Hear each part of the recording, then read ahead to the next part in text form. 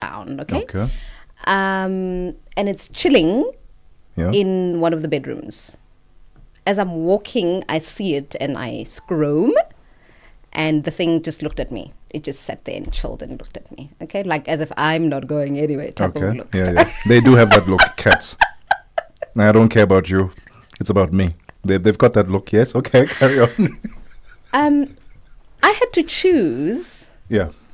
whether I am going to be late for work because I'm trying to fight a cat out of my home, Yeah. or if I'm going to be early for work. And I chose being early for work. So I have a cat chilling, frolicking on the beds in the house, probably eating my food, just making themselves at home right now. You got catnapped. I got That is so sad. Did you not have like anything that you could entice I it with? don't want to have "Oh, to fight with a cat. What if it like scratches me, or they choke you yeah. even. They go as far as. They are very aggressive. They can be very aggressive. So I have a cat chilling at home, and I'm scared. And no to one go is at back home. It's just no it was just no you at the one's time. No, it will leave out of boredom. Eventually, it will leave. I don't think so. I No, have a it- very it- comfy home. Okay, you don't- okay. So is there an escape route? Is there an escape route? Is there somewhere they can Is there leave? windows that it can No, escape from? Actually, no. So it's trapped in there right now. It currently. So is. when you get back, it's going to be not the happiest. Hey, I hope you hid all your expensive, nice, textured furnitures, because that thing is going to scratch everything. And also, how do you know how hungry it is? Maybe it didn't eat. And now That's it's going to not be my problem. now it's I going to be didn't say worse. It must come in. It's going to be worse over the next 3 hours. It's going to be my hungry. goodness, You're not making things better. I was hoping you'd give me tips. If you have any tips my on goodness. how I can get a cat, unwelcomed cat, out of my place, let me know. You've- All right? you have- +27 63 406 9126. You have security at your complex? I did alert to the security that there's a cat chilling in my place. So are they they have gonna- no access to my place. Are they going to help you when you get back home, or maybe escort you and They walk would have in knocked first? off. I'm hoping that the new staff will be helpful. We'll help you. Okay. All right.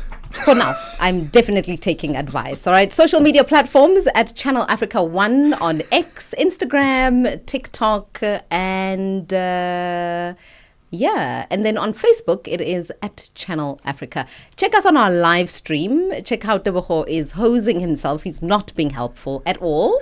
And that is at Channel Africa on YouTube. Coming up on the show. Oh, we're going to talk about South Africa FastJet.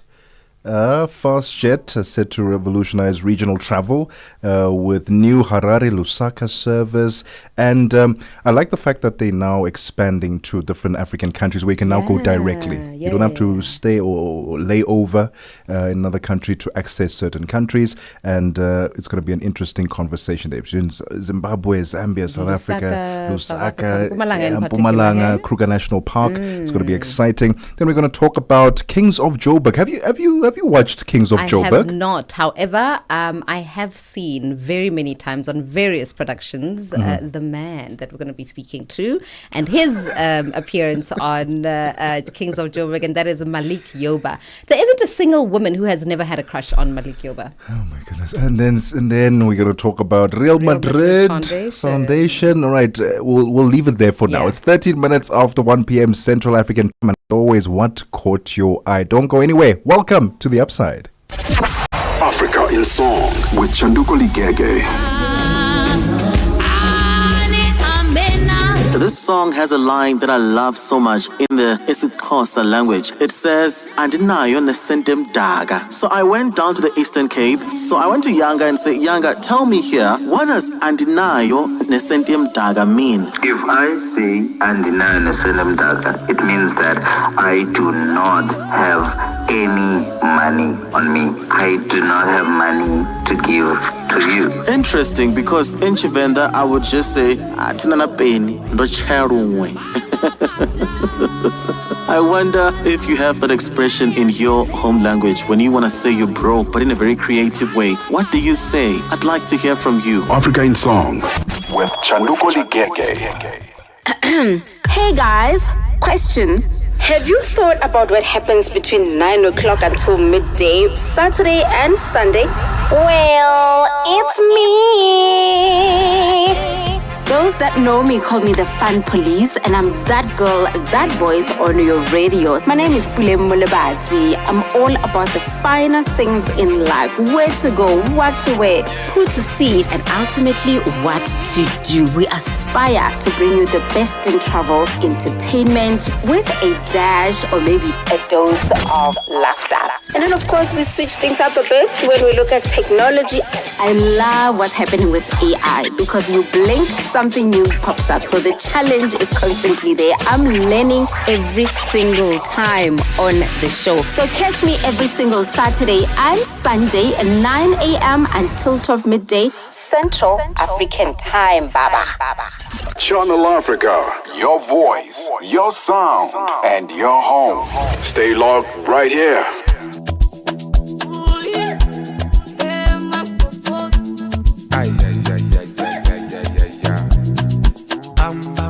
Flash for lights, get me down, pass a records, get me one bar. Let's see.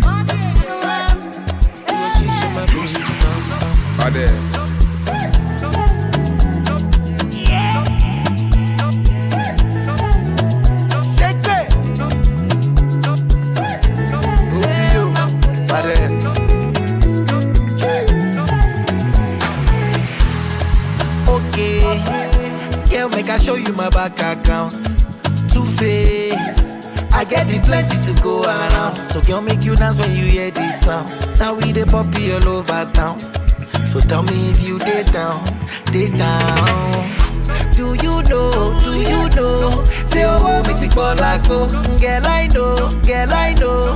Some things that you do not know. Whether na traffic I be go slow. Baby, I promise I go still show.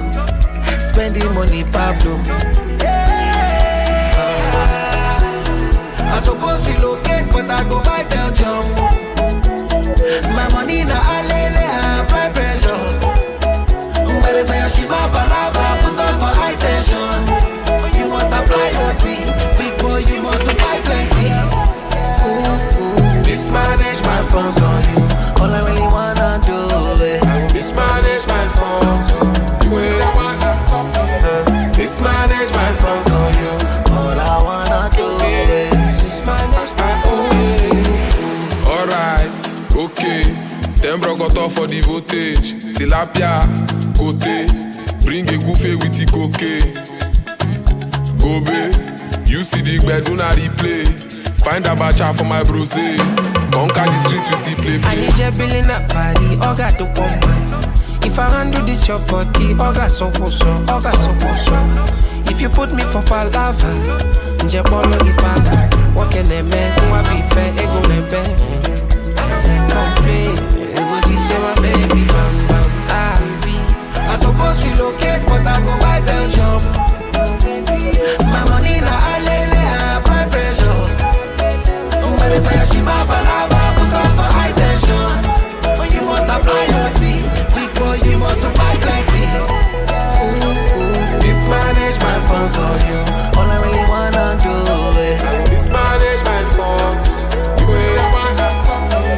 mismanage my funds on you, all I wanna do is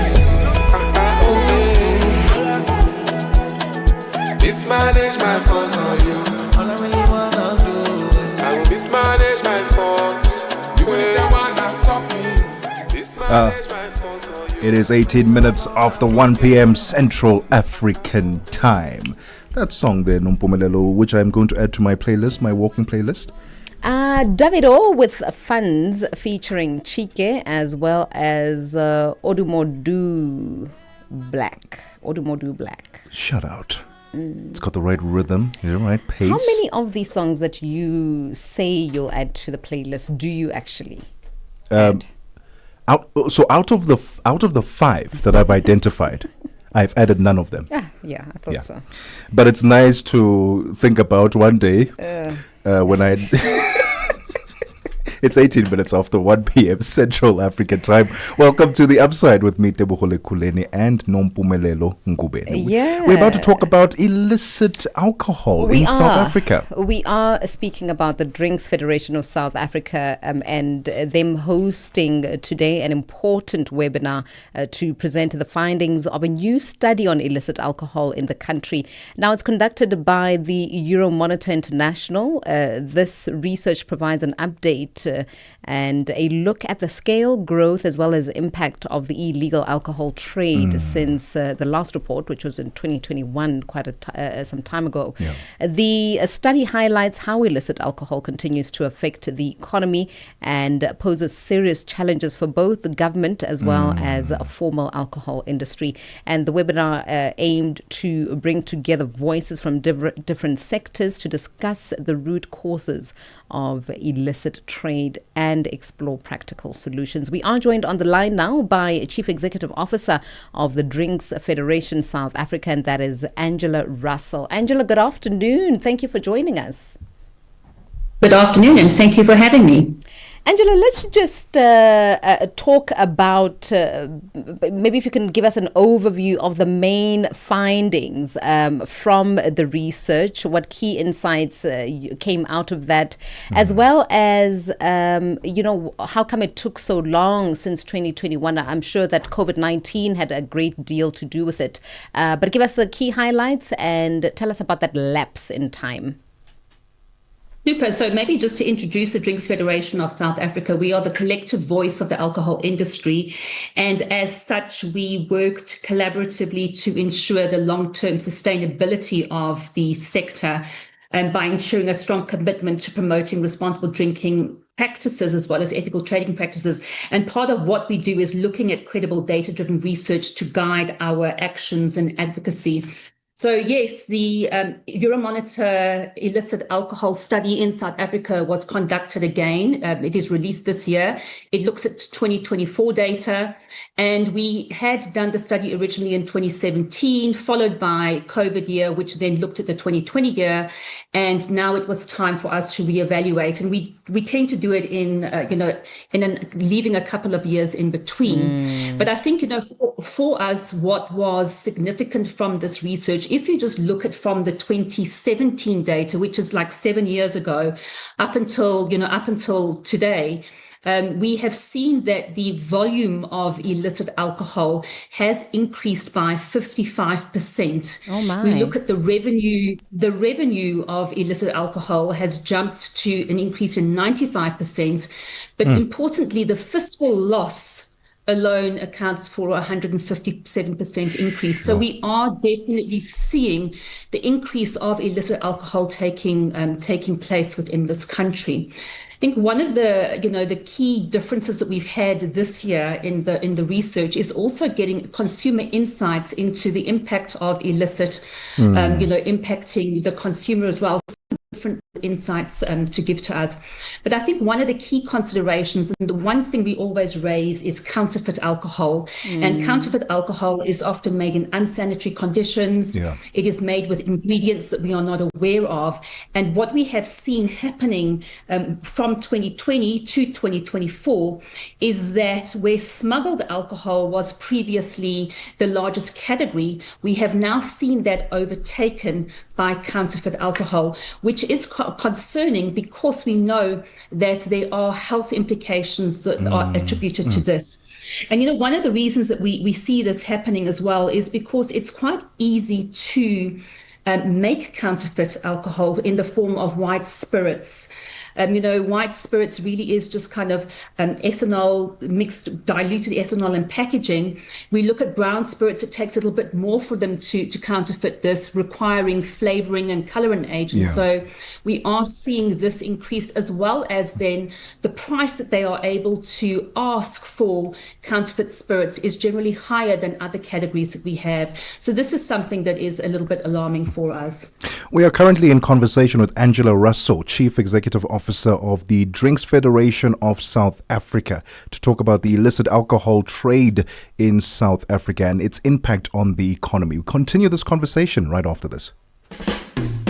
Hi, I'm Tami Ngubeni, anchor of Africa in Business on Channel Africa, bringing you the African perspective. And I'm Ashraf Garda, host of the National Pulse on SAFM, leading the conversation. We've joined forces to bring you in-depth, exclusive G20 developments as we count down to the much-awaited inaugural G20 Summit in South Africa, November 2025. Tune in every Thursday at 16:20 Central African Time as we explore how this first G20 in Africa impacts the continent, from trade and innovation to climate and development. It's a powerful crossover between Channel Africa and SAFM as we bring you the G20 through an African lens. The G20 in Africa. Global Summit. An African voice. Connecting Africa to the world. The Upside with Nompumelelo Ngubeni and Debo Kholikoleni. Bringing you Africa's brightest ideas and untold stories.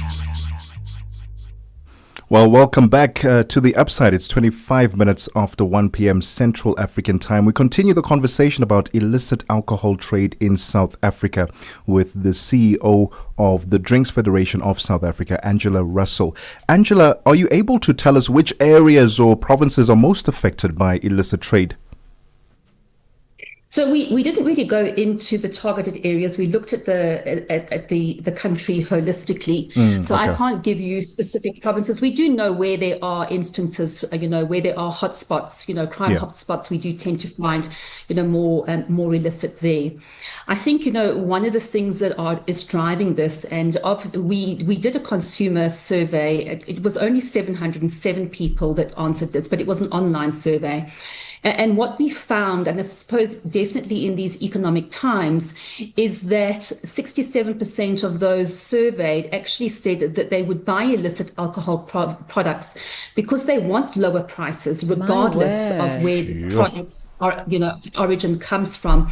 And what we find is that on average, there is about a 37% decrease in price between a licit product and an illicit product. And something that I also would like to highlight, which I found particularly alarming, was that 49% of people who were surveyed actually said they knew someone who had been harmed by illicit alcohol. And further to that, 29% of people personally knew someone who had died. So we can see that this is actually becoming something where we need to have, better control over it. We need to have collaborative interaction, cross-border. And I am pleased to say that, today I got a message with regards to a re-establishment of a customs fraud and illegal imports task force that is going to be, managed through NEDLAC, that is going to oversee this process so that we can have a collaborative approach between government, industry, civil society on how we can actually address this. So I think that is very positive. That we are seeing in a step forward. Yeah. I think something that we also need to ensure is an area is on, for example, the supply of ethanol, which is an ingredient in the manufacture of alcohol. Yeah. And, from a manufacturing point of view, there is tight controls over ethanol. However, when this goes through to third parties and into the distribution channel, sometimes some of this ethanol falls off the back of the truck. And there definitely needs to be tighter controls to halt the diversion of the ethanol into the illicit sector, which is where we are seeing this growing within the counterfeit alcohol space. So, definitely we welcome tighter collaboration with all the relevant agencies for us to see how can we work together collectively to try and minimize what is actually a growing concern. Angela, I am just so staggered by the data that you gave us there. It sounds for sure like there is a market if 30+% of the people that you surveyed saying that they would knowingly purchase this alcohol, right? But outside of just a demand, because it sounds like with an even 55% increase in the number of people that have been buying illicit alcohol, there certainly is a demand. Outside of that, what other structural policies or structural not challenges, but challenges are there that sustain this trade, this kind of trade? One of the key things for me is with regards to deterrence. What are the punitive measures for those people who actually get caught? So we do know, and we do see on TV a number of busts that take place. They find areas that are selling illicit alcohol. They do find manufacturing facilities that are becoming a lot more sophisticated. But I think there seems to be a challenge that this is not deemed a priority crime. And even though there are punitive measures, we do not see these punitive measures really being enforced. People may come out with a 5,000 Rand fine, they pay the fine, and off they go back into this lucrative business of illicit alcohol. So I think there needs to be a lot of work that we do around how can we ensure that there are stronger punitive measures for those who are caught. We know that there are large crime syndicates that are involved here. So there are those factors that we need to take into consideration as well. But definitely, for me, it's also the emphasis of the police force, border control.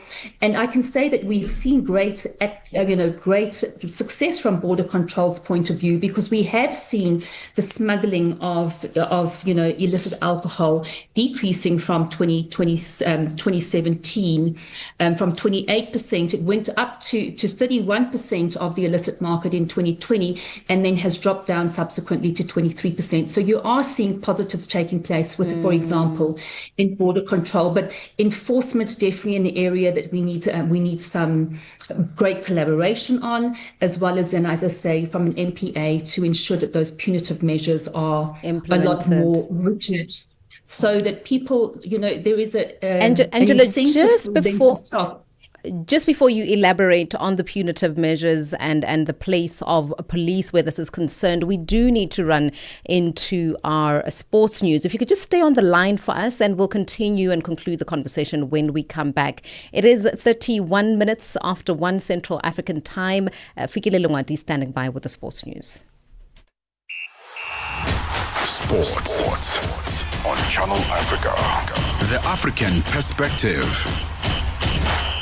Good afternoon, guys. Let's bet off with cricket news. This hour, Proteas coach Shukri Conrad says he was expecting the current wet conditions in the UK as they continue preparations for next week's World Test Championship final against Australia. Conrad was reacting after the first day of their warm-up match against Zimbabwe was rained out without a single ball bowled, saying they need more overs to compensate as a result. He says they've otherwise had good preparation since arriving in the country on Saturday morning. Wouldn't be the UK if we didn't have this, So fortunately, we've had 2 really good days. Full day yesterday, and it is what it is. It was always going to be a rest day for the bowlers today. We were hoping to win the toss and bat, but I'm really happy with the prep the first couple of days, but disappointing, yeah. Conrad says it's important to have playing time in this match so the players can get some mileage under their belts ahead of the all-important one-off test at Lord's. Batters to spend some time at the wicket, bowlers to get some more miles in the legs. That's pretty much what this 4-day game was going to be about anyway. Batters to take control of their prep, how much they want out of it, what they want out of it. I'm not going to determine that for them. Now, tennis news. South African wheelchair tennis star Khutatso KG Munjane celebrated a birthday in style when she won through to the quarterfinals of the ongoing French Open at Roland Garros in Paris. The 3-time semi-finalists on the famous red clay beat Macarena Cabrillana of Chile 6-3, 6-3 to set up a contest against number 4th seed Ziying Wang of China in the quarters. Munjane, who turned 39 on the day, is a 5-time team South African Paralympian and was last at Roland Garros at Paris 2024, where she had to withdraw due to personal issues. She reached the semi-final at the French Open in 2013, 2021 and 2022. The left-handed South African dominated the stats with 2 aces and 61% of her winning points, coming off her first serve, with the final point coming after a match lasting 1 hour, 37 minutes. Munjane is one of the 2 team South African Paralympians in the French Open, and the other being Donald Rampardi.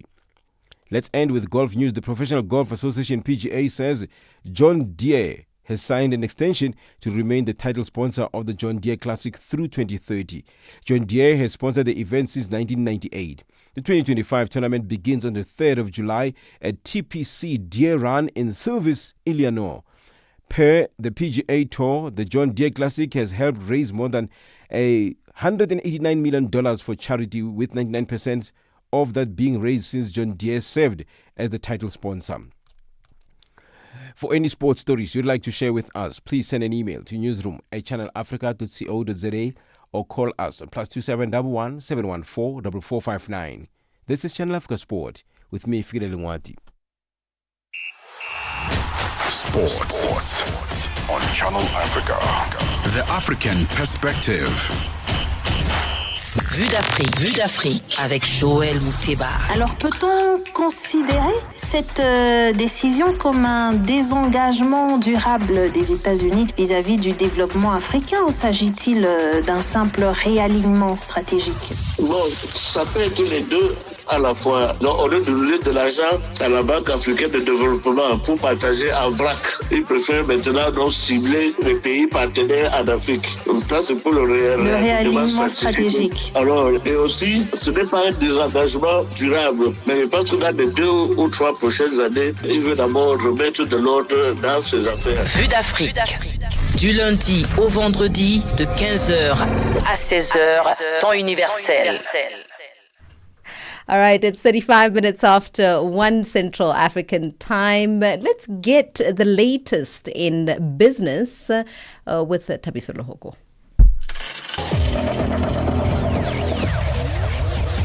Business news on Channel Africa. The African perspective. Thanks, Nombumelelo, and good afternoon. South Africa's automotive sector is bouncing back, with the new passenger sales hitting just over 102,000 units in the first quarter of 2025, the highest in years. This is according to TransUnion's latest Mobility Insights report. The report highlights key market shifts, including a rise in younger, budget-conscious buyers, influenced heavily by TikTok and Instagram. While new car sales soar, used vehicle demand is slowing due to competitive pricing on new models. Chief Executive Officer of TransUnion Africa is Lee Nake. Over the course of the last 5 months, we've seen that consumers have become a lot more educated about the purchases they make.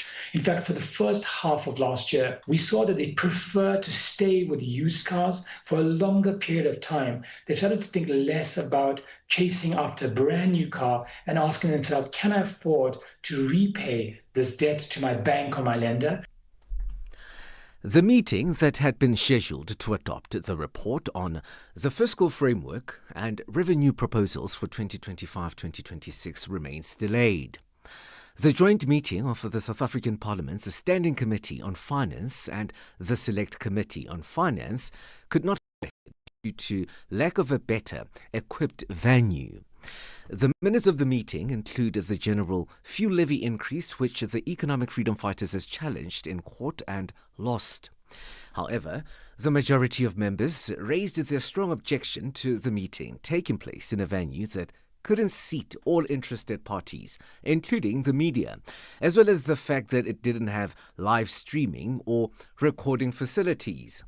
Here is Dr. Mark Burke from the DA and Ubtil from the EFF. I want to raise our strong objection to the selection of venue again, which is not big enough to house the members here, and the clear media interest in the most important meeting happening in Parliament today. There's a tendency of Parliament not recording the meetings of the Standing Committee of Finance. It's been a couple of times, even the last one where we deliberated on the report. Senegalese Prime Minister Ousmane Sonko says his country plans to boost tax compliance to increase revenue and reduce reliance on financing from external sources like the International Monetary Fund. Senegal is engaging the IMF to craft a resolution following a case of misreporting of debt and deficit levels, which led to the suspension of its $1.8 billion financing program with the IMF. Data from Egypt's statistics agency shows that annual urban consumer price inflation jumped to 16.8% in May from 13.9% in April. The rise in headline inflation surpassed a median forecast of a rise of 14.9%, driven mainly by an unfavorable base effect. Annual inflation has plunged from a record high of 38% in September 2023, helped by an $8 billion financial support package signed with the IMF in March 2024. US rapper Eminem's publishing 8 Mile Style is suing Meta for $109 million for copyright infringement. In court documents obtained by E! Entertainment Online, Eminem alleges that the tech giant violated the copyright of 243 songs from his catalog through the unauthorized storage, reproduction and exploitation of the tracks on their platforms. He cites the app's features, including original audio and reels, as tools that allow and encourage its users to steal his music to use in video content without rapper attribution or license. Indicators at this hour. $1 in Nigeria is trading at 1,000 naira 580. Botswana 13.27, Kenya 128 shilling 4, and Zambia 26.74. In BRICS countries, the dollar in Brazil will cost you 5 rubles 66, Russia 78 rubles 88, India 85 rupees 58, China 71 19, and here in South Africa the dollar will cost you 17 rand 86 cents. $1 is trading at 73 pence to the British pound and 87 to the euro. Commodities markets now. Gold is trading at $3,361 and platinum $1,088 per ounce. Brent crude oil is at $65.48 a barrel. For any business stories you would like to share with us, please send us an email to newsroom@channelafrica.co.za or call us on +27 11 714 4459. For Channel Africa Business Johannesburg, I'm Tabiso Lohoko.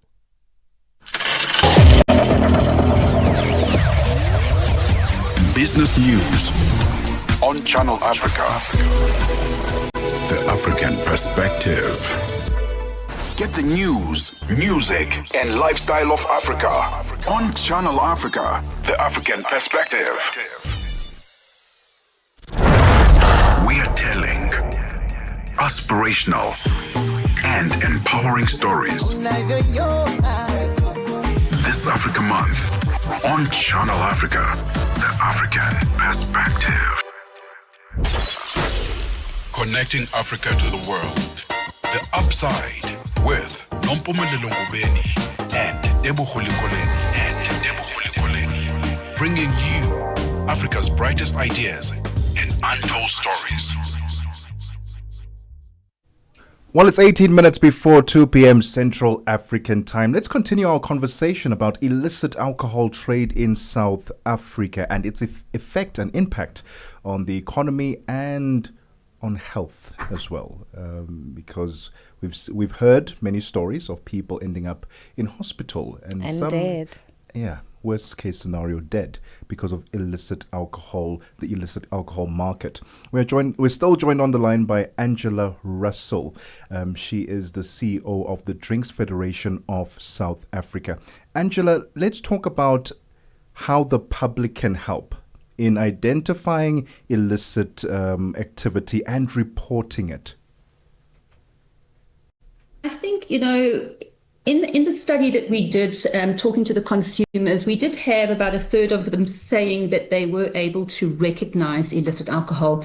I think one of the challenges that we do see is how sophisticated these criminal syndicates are becoming. I think one of the things that we do talk around is the pricing. So as I've said previously, on average, these products are about 37% less expensive.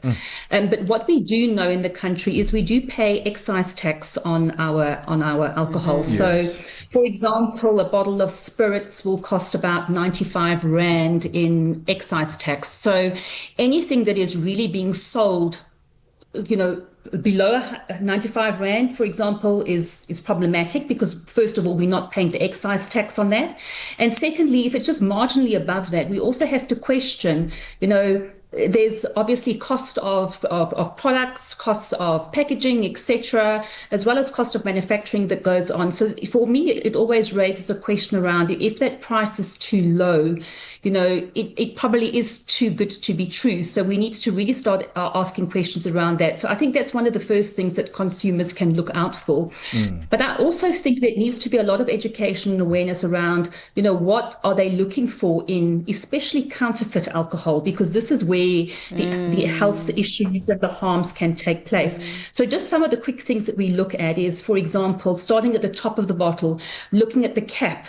Is the cap printing good? Is the cap sealed properly? Moving down into the bottle of the alcohol, looking at the full level of the alcohol.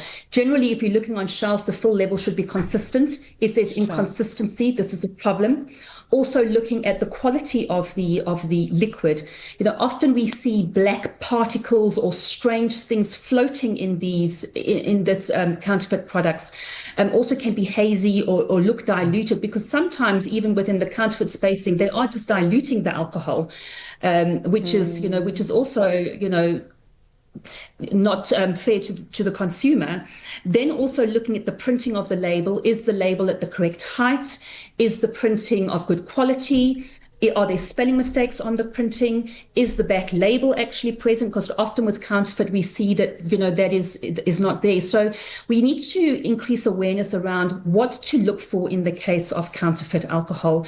And then I think importantly is to raise awareness with, for example, your local SAPs. They do have alcohol specific people that go out and look at that go and look and inspect areas, as well as, reporting to the to your liquor authority. So those are areas that, that can be reported. But I think definitely we need to increase awareness and also to explain to people. We did a study earlier on last year where we actually looked at what was constituent in the illicit products we confiscated, and there definitely was methanol in there. Methanol, there were traces of arsenic in some of it. We know sometimes from past experience that there's things like battery acid that are put into these products that are not safe for human consumption and are toxic. And these can have quite serious implications from a health point of view, cause nerve damage, respiratory distress, and then, obviously can also cause death. Angela, you just mentioned the impact on consumers and what they need to be vigilant of, but let's talk about the macroeconomic impact that the sale of illicit alcohol has, as well as the counterfeit alcohol. So, I think there we're looking at the fiscus. And I think, I was listening to the researcher who was presenting this research to us this morning and talking around the 16.5 billion Rand that is lost from the fiscus in 2024 due to illicit alcohol. And he was saying that if you look at potentially what that could have done on the 0.5% VAT increase, it could potentially have covered the majority of that. So when we're looking at that, when we're looking at the fiscal loss, it is quite serious. A lot of good could have been done from that 16.5 billion, building schools, infrastructure that is most necessary and needed. So I think that is kind of the amount of money that is lost from the fiscus that is a result of illicit alcohol. Likewise, from a sustainability point of view, now if we see this, and I look at the levels of illicit alcohol in Africa. In Africa, we're looking at about an average of 40% of the market is illicit. You go into countries like Mozambique, it goes up to 73%, Uganda 63%, Zambia 69%. So, if you're going to continue on this trajectory, not only are we going to have a illicit market, as is the case now with tobacco, that is larger than the licit market. But it is also going to have dire consequences for the employment that we create within the sector, as well as, the viability of the sector. So, these are things that we really need to take seriously. And there are instances in other countries that where you see the political will and you see the collaboration, you can definitely see the decrease in the amount of illicit alcohol that is found. And we have examples like that of Panama. So also, third world type countries, Panama, where their alcohol, illicit alcohol now only accounts for 2.2% of their market, and in Chile at 1.5%. So you can see that when there is political will, there is collaboration, and everyone is working collectively together to ensure that we eradicate this from our society, that we can have positive outcomes as have been seen in other countries. Angela, does it matter the merchant from which you purchase? Because, from the cautionary measures that you gave us, I thought I would not know where the label is supposed to be. I don't have time to be going through spelling mistakes but does it matter where you buy can that cut out the vast majority of risk? Yeah, unfortunately not. Dear. Unfortunately not. So yes, where we surveyed the 707 people, the majority of people did believe that it was available, for example, in taverns, in street vendors. But unfortunately, we are seeing this go into mainstream retail. So it's not just a case anymore that if you are going into the informal sector, we have seen instances where this actually is going through into the formal market. And hence it's important for us to create public awareness. Obviously, we do a lot of work with the retailers to educate them, to look what to look out for. But unfortunately, you always have rogue players within the market. So, we cannot account for everyone. I think generally our retailers uphold the law. They have ethical business practices, but unfortunately, you always have those that are going to try and make a quick buck somewhere else. Angela, we really appreciate your time this afternoon. Thank you so much for shining a light on this illicit alcohol market in South Africa and its impact on not only individuals, but the economy at large. Thank you so much for your time. Thank you for having me. The voice there of Angela Russell, CEO of the Drinks Federation of South Africa. I'm thinking from a consumer point of view. I don't have time to look at these things. Nope. Especially when you're buying alcohol. You're getting your beer, you're getting your gin. You're getting ready for a game, hang out with friends. I am not looking at spelling mistakes. No. The label is where it's supposed. No, I just want to drink it. Right? Are you measuring at the store whether the level on all the bottles is the same? Are they I don't have time for that. I'll stick to milk. Oh my goodness. Yeah. It's okay. You'll stick to milk. I'll stick to milk. No, but this raises a valid question. How do we protect ourselves then? It is incredibly difficult. If it's made its way to the mainstream. Yeah. I think for me that is the scariest part. If they even can't get their checks and balances right, no, I'm not doing it either. Well, maybe let's just not do it. Perhaps the SABs of South Africa, the SA brewers, whatever they call themselves, maybe they can now start having labels, or I don't know, something to the bottle must be scannable when it gets to the. Well, there is a contraption like that is on the market that can detect. You scan the barcode and it will detect whether it is authentic or counterfeit. Yeah. Yes. But sure, I don't know how many of us would buy that little contraption, would use it, would carry it around. And it does speak to us taking responsibility, those who want to consume alcohol. But it just seems like too much responsibility. It does. Yeah. It does. But it ends up affecting the entire ecosystem. Absolutely. Because this market is now thriving, is it not? It is now 7 minutes before 2 p.m. Central African Time. Hi, I'm Tami Ngubeni, anchor of Africa in Business on Channel Africa, bringing you the African perspective. And I'm Ashraf Garda, host of the National Pulse on SAFM, leading the conversation. We've joined forces to bring you in-depth, exclusive G20 developments as we count down to the much-awaited inaugural G20 summit in South Africa, November 2025. Tune in every Thursday at 16:20 Central African Time as we explore how this first G20 in Africa impacts the continent, from trade and innovation to climate and development. It's a powerful crossover between Channel Africa and SAFM as we bring you the G20 through an African lens. The G20 in Africa. Global Summit. An African voice. Get Channel Africa on DSTV Audio Bouquet. Channel 802.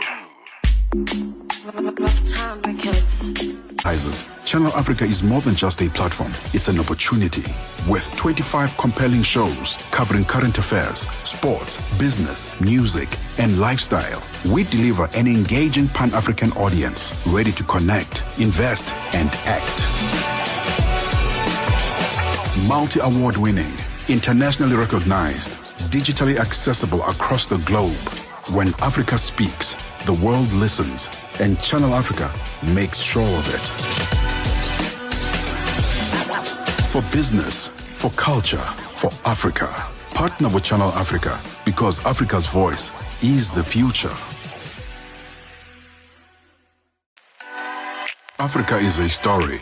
A living, breathing, ever-evolving masterpiece. And for over 5 decades now, one voice has told it like no other. Channel Africa. More than just a broadcaster, Channel Africa is the pulse of the continent. African-led, African-run, and deeply rooted in its heritage. It's the only international station that speaks to Africa in its own voices: English, Kiswahili, Chinyanja, French, and Portuguese. The languages that unite 1 billion people. We have been there through every shift, every milestone, and every triumph. Not just reporting history, but shaping the conversations that define Africa's future. For brands, media planning, and advertisers, Channel Africa is more than just a platform. It's an opportunity. With 25 compelling shows covering current affairs, sports, business, music, and lifestyle, we deliver an engaging Pan-African audience ready to connect, invest, and act. Multi-award winning, internationally recognized, digitally accessible across the globe. When Africa speaks, the world listens, and Channel Africa makes sure of it. For business, for culture, for Africa. Partner with Channel Africa, because Africa's voice is the future. Africa is a story. A living, breathing, ever-evolving masterpiece. And for over 5 decades now, one voice has told it like no other. Channel Africa. More than just a broadcaster, Channel Africa is the pulse of the continent. African-led, African-run, and deeply rooted in its heritage. It's the only international station that speaks to Africa in its own voices: English, Kiswahili, Chinyanja, French, and Portuguese. The languages that unite 1 billion people.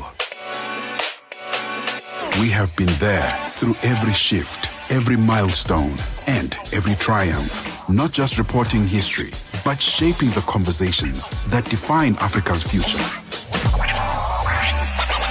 For brands, media planning, and advertisers, Channel Africa is more than just a platform. It's an opportunity.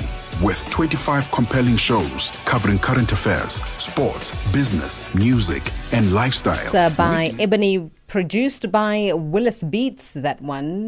We all need a little bit of a sponsor, right? That one person who will advocate for you in rooms that you are not in. That one person who will see your talent and say, hey, you need to hone in on that one thing. I think that will be good for your career. Just someone there, like a big brother, like a bit of a shadow. Are you that person to the people around you?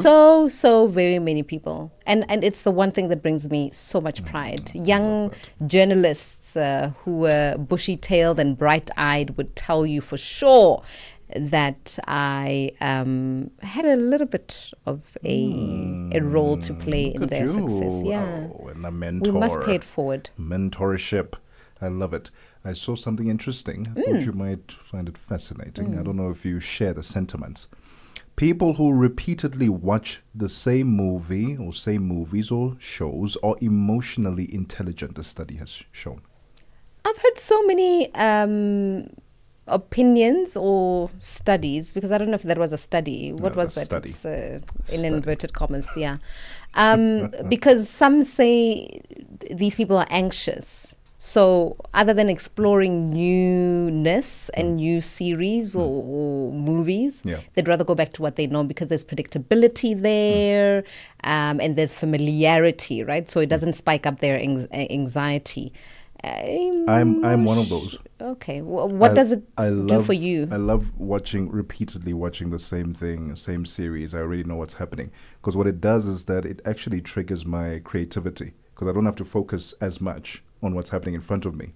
But there's a state of calmness. It's exactly that. Anxiety. There's no heightened anxiety in that state, because I'm not trying to learn something new or catch something new. So it allows me to actually allow my brain to go into a scatter focused and pick up some ideas, creativity. That is me in a nutshell. We're such opposites. I love it. Are we? I would never have rewatch anything. I used to study back when I was in university. I would have a show like, I'll give the name of the show, like the Top Gear playing in the background. I already know what's happening. Yeah. And I would be studying. And somehow I would retain all of those things. Fascinating, isn't it? No. No, it's not fascinating to me. For me, it is.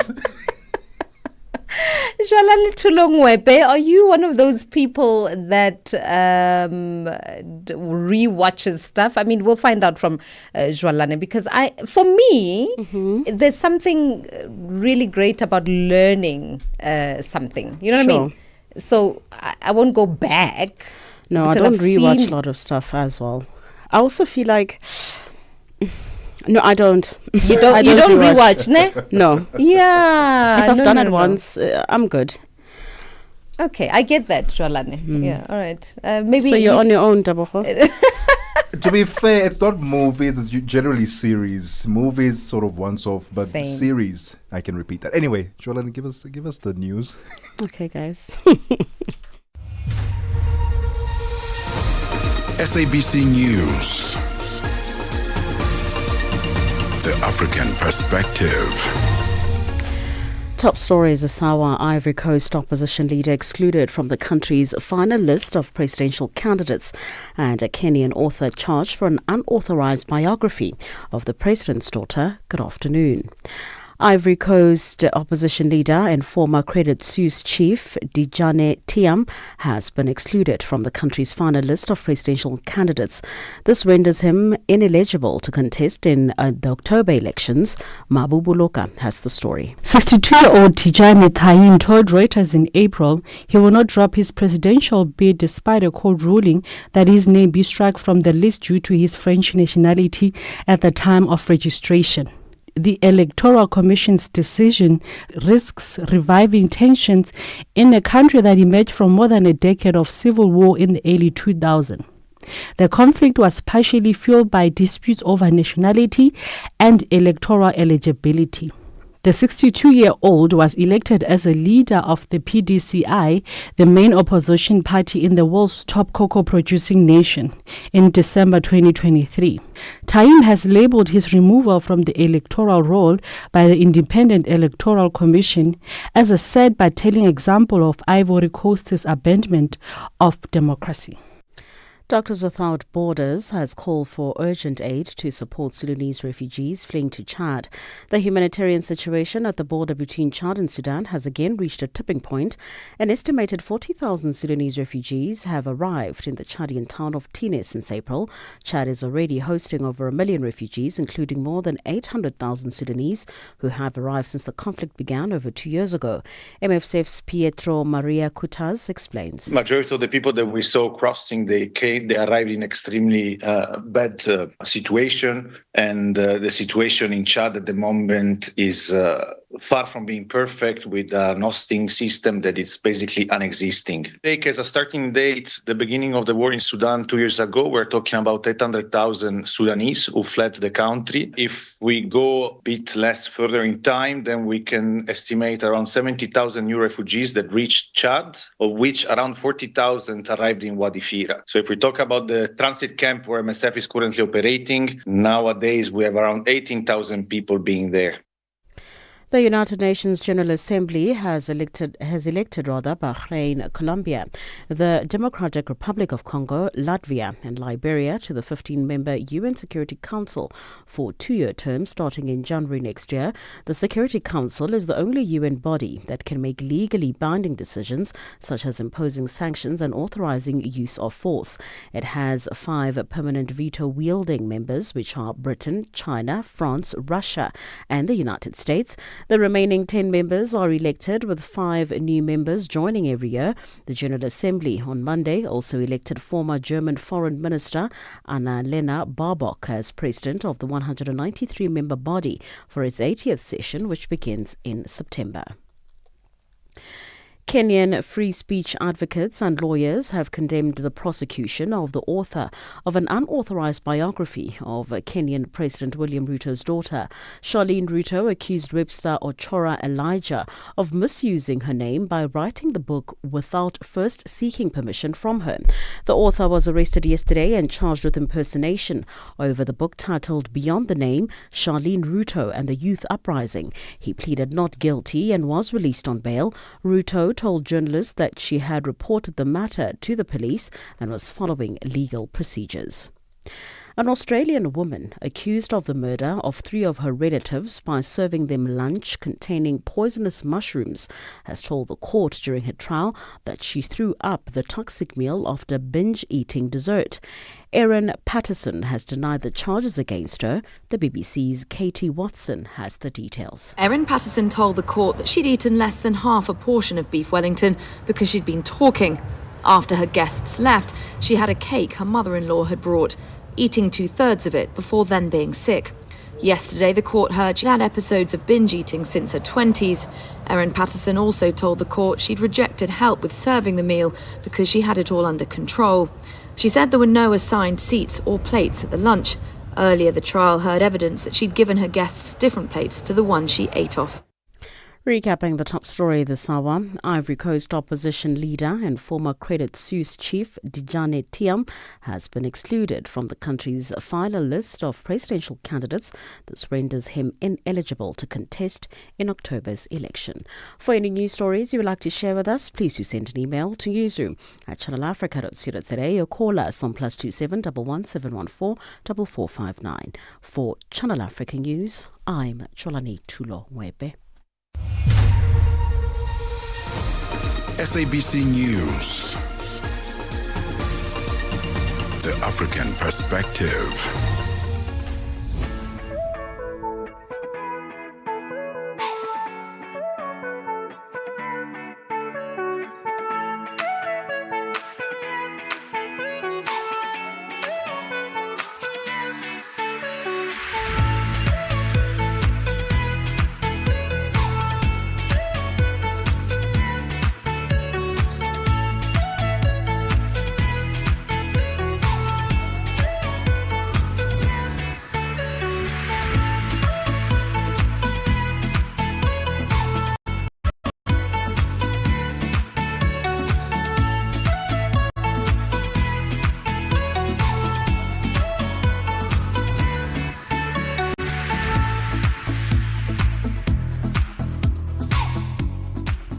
It is 7 minutes after 2 p.m. Central African Time. Welcome to the second hour of The Upside with me, Debukhole Khuleni, and Nompumelelo Ngubeni. We're coming to you live from the Auckland Park Studios in Johannesburg, South Africa. Stream us live on our social media platform. We would love to see your face through the camera. Someone will see your face. We'd love to see your face on the other side. Stream us at Channel Africa 1 on X, Instagram, That's not TikTok, how technology works, by the way. YouTube, at Channel Africa on Facebook. Use the hashtag The Upside. If you have DSTV, it's channel 802, OpenView channel 628, and as always, stream us anywhere around the world on www.channelafrica.co.za. In this hour, we get into conversation with a Hollywood star. Heartthrob. Heartthrob.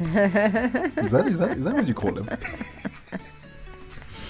Is that what you call him, really? Malik Yoba is who we are going to be talking to in this hour of the show. I mean, Malik was, if you remember the movie Cool Runnings, Jamaican bobsledding team, he was one of the four. He was one of the quartet.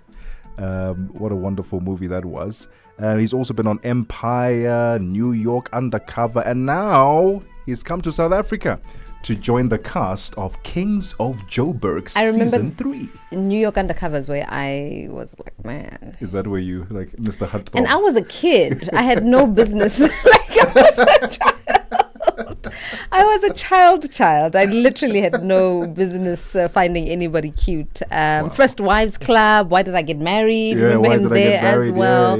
And so, we're going to be catching up with him, finding out what he's been up to. He's been working on a South African production and what he's doing in the country. I know he loves the country. He loves the country. I think this was his first time filming in South Africa. I visited a couple of times, but I think it was his first time filming in South Africa. We'll get those details from him. Yeah. I would like to.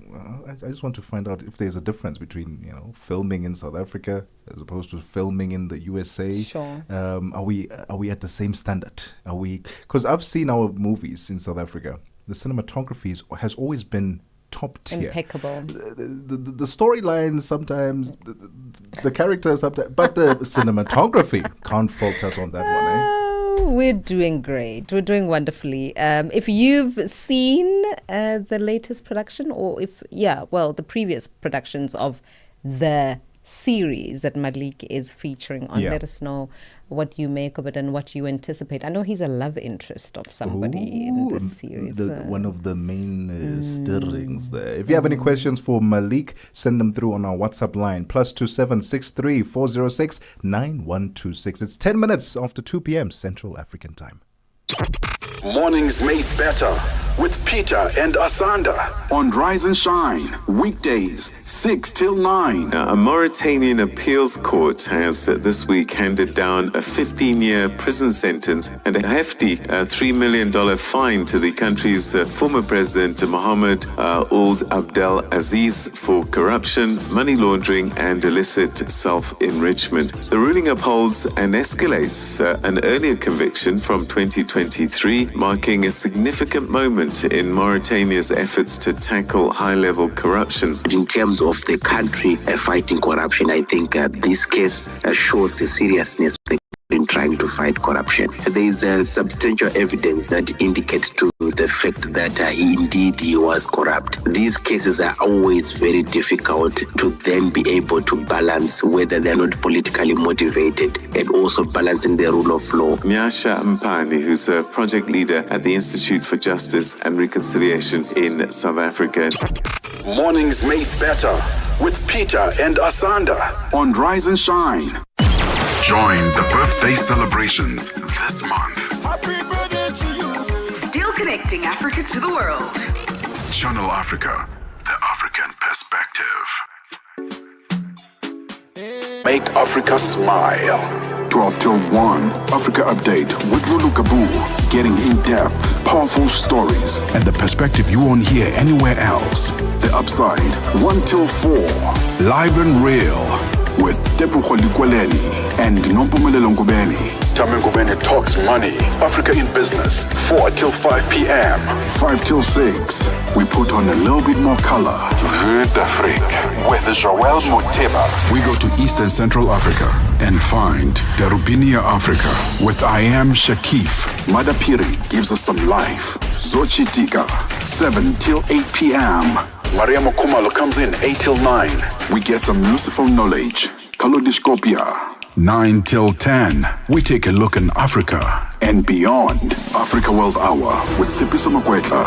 And we close it up with some love. The Hotlines with Shailen Dikumana. 10 till 12 p.m. on Channel Africa. Across borders, across time zones. On air, online. This is Channel Africa. Africa has a voice, and that voice is Channel Africa. It keeps you in motion, speaking, singing, questioning, rising. Wake up with Rise and Shine 6 till 9. Peter and Asanda as they bring you breaking news, sharp analysis, and the voices that shape the day. At mid-morning, we get on the move with Palisa and Benjamin, digging into the African lifestyle, people, and the things that make Africa smile. 12 till 1, Africa Update with Lulu Kabu, getting in-depth, powerful stories, and the perspective you won't hear anywhere else.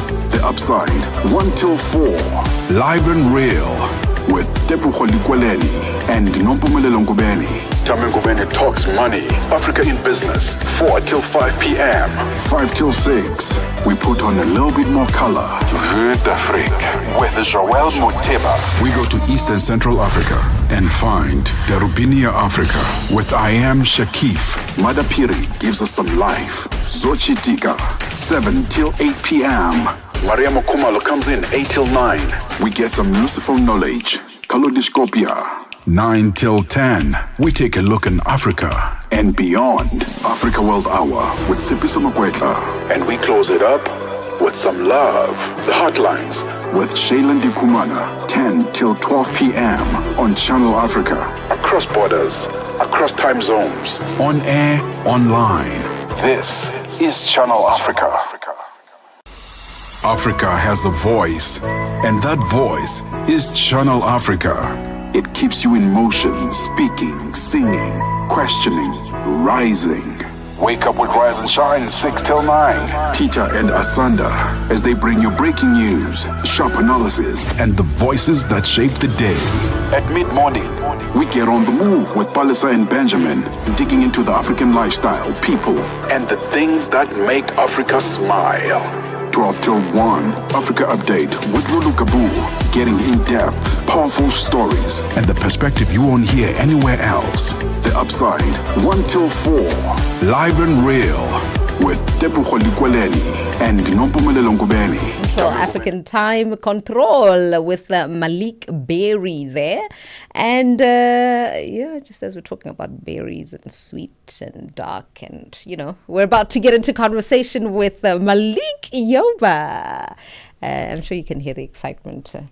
I'm a little nervous, actually. I haven't been nervous to have a conversation with anyone. Why are you excited? Why are you nervous? Okay, not excited. Why are you nervous? When things come together in a way that you never expected. Watching someone on television growing up and now you get to interview them. It's a big deal for me, this conversation that's coming up. It really is. I don't think you realize. You've listed the movies and series that you've been a part of. Movies. You've listed New York Undercover. Yeah, that one was the big one. Why Did I Get Married? Yeah.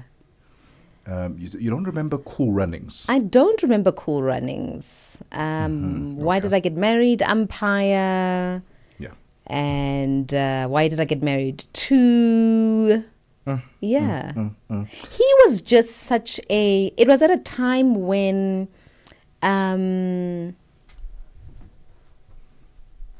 I don't want to say American culture was really, for me at least, it was really shaping how I perceived pop culture, how I experienced pop culture. It was also in South Africa at a time when there was a bit of a shift. I don't know if you remember Black Rage Productions. They were on the come up, the Azanias, and so yeah, it was such a cool time when I was exposed to Malik. So he really is like a big part of my pop culture history.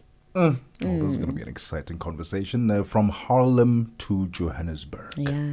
This is the conversation that we'll be having because season 3 of Kings of Joburg is upon us. I've seen the trailer, and I tell you what, it's going to be an exciting one. The first one was quite the hit because, wow, I mean, you had Shauna Ferguson there, you had Connie Ferguson, and then season 2, yeah, it wasn't bad. It really wasn't bad. But Malik was in season 2 as well. Was he in season 2? Was he not? No, he was in season 3. Okay. This new one, yeah. But there was a new king in town for season 2. Now we're getting into season 3. And you were saying... What did I say now? Let me ask you a question. If you were the head of a production company and you also acted, right? You had the talent to act and you got to be in front of the camera, would you want to have a significant say of who your castmates are going to be? I mean, the ones that I have a love interest in, absolutely. Because presumably this is someone I'd have to kiss in a scene. This is someone I'd work with closely, right? So it's got to be someone I enjoy looking at. Do you think whose work I admire first and foremost? Whose work I admire and who's professional and from the professional side. But yeah. Do you think Queen Ferguson had a massive say in who? I don't know whether or not Malik is part of this I season. think, having gone through, you're the head, you're the boss. And when they do their casting, you definitely would nudge them. Wink, wink, in the right direction. Oh, I love that. It's going to be a conversation to pay attention to. And I said earlier, if you have any questions for Malik, he's been in so many movies, and maybe as we mention his name, so many of them, so many memories creep up. And you maybe have a question for him. Maybe you've always wanted to ask him, what's it like working with this or with this person, or what's it like working in different countries? Whatever the question is, we'd love to hear from you. +276 406 9126. That conversation is coming up next. It's 20 minutes after 2 p.m. Central African time.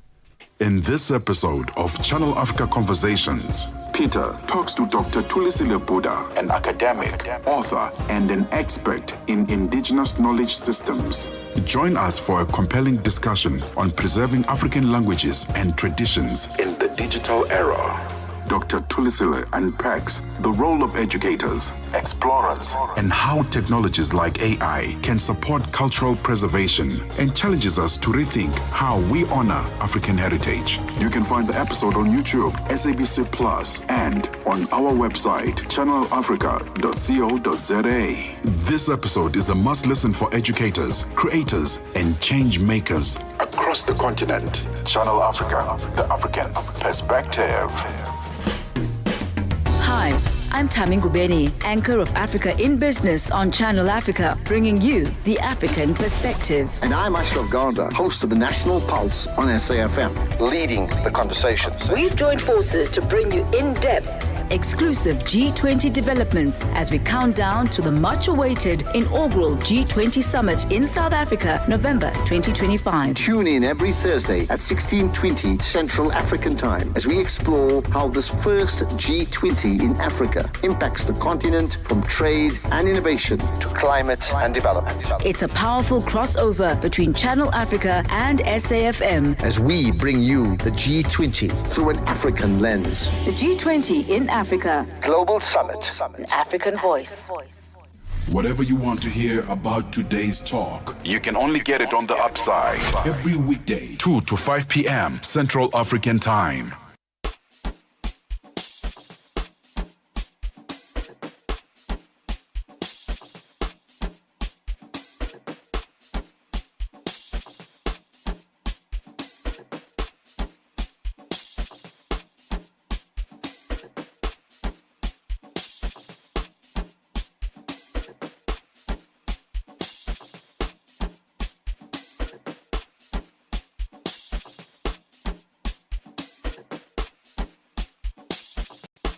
an engaging Pan-African audience ready to connect, invest, and act.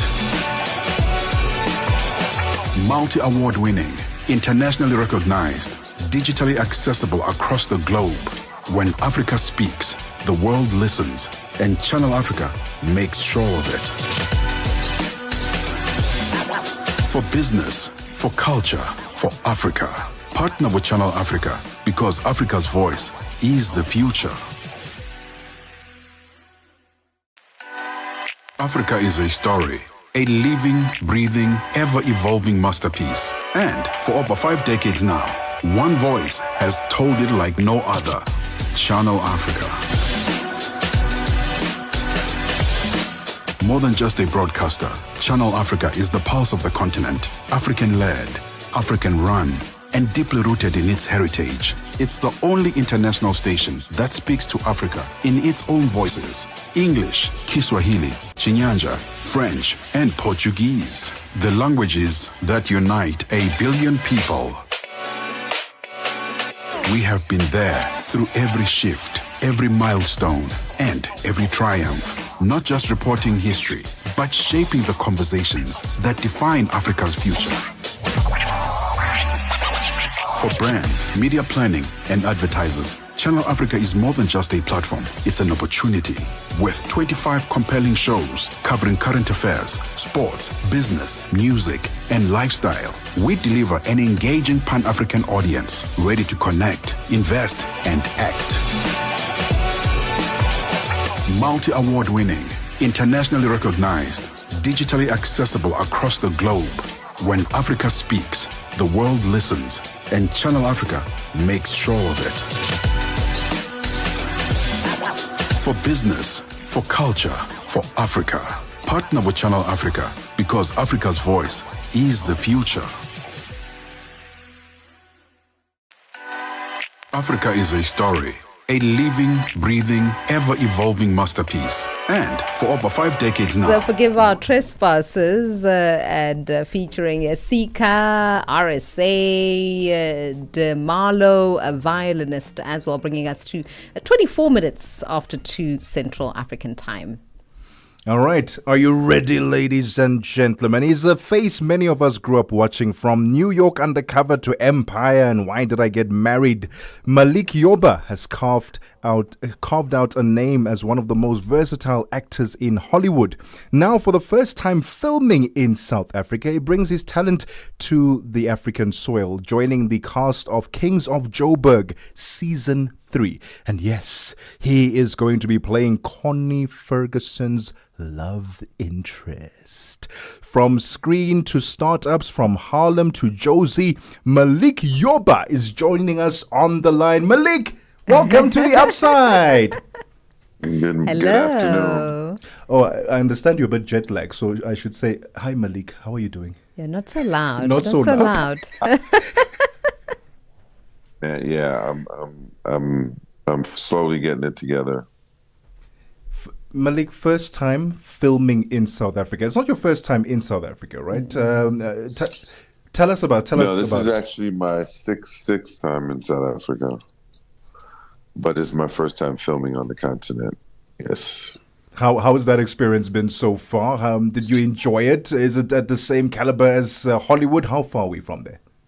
Well, as my good friend Samad Davis, who produces Kings of Joburg, along with Connie Ferguson, he always said Hollywood is a state of mind. So it definitely was a great experience. Very talented and committed actors and crew. Shot in Cape Town, even though this is Kings of Joburg. My character's work was in Cape Town. But it was amazing. I'm very, very happy to be here. I mean, you have decades of experience, Malik. You haven't featured in anything quite like Kings of Joburg. Tell us about some of the challenges that came with, firstly, just working on a production such as this and in a completely different continent. As you say, this was your first time filming on the continent. Besides jet lag? No. It really wasn't much of a challenge. Yeah. I find that the crew and the cast I felt were pretty much on par with any production I've done in Europe or Asia or the Caribbean or the United States or Canada.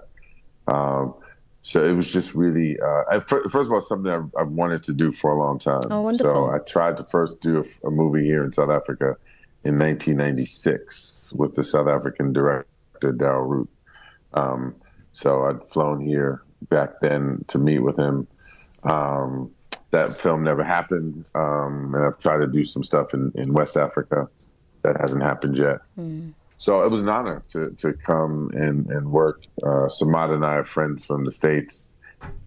I was here doing the Joburg Film Festival. I was screening a real estate documentary I have on my business. And he said, hey, man, we've got a role that I think you could do. Why don't you come back and do 3 weeks with us in Cape Town? And so that's what happened. And Malik, from your experience in terms of African storytelling, the stories that are coming out of Africa now, are they painting a much better picture of what Africa is all about as opposed to the propaganda and the way that it has been portrayed for years, where we're just starving kids from Africa? Has the African storytelling narration changed over the years from what you have seen and the production that you've just worked on? Absolutely. I think that because, filming is, first of all, the internet has changed everything, right? So this is obviously being streamed on Netflix, but I think that technology has made it easier for anybody to pick up a phone or a camera and create content and push it out into the world. I think that, social media has changed the narrative.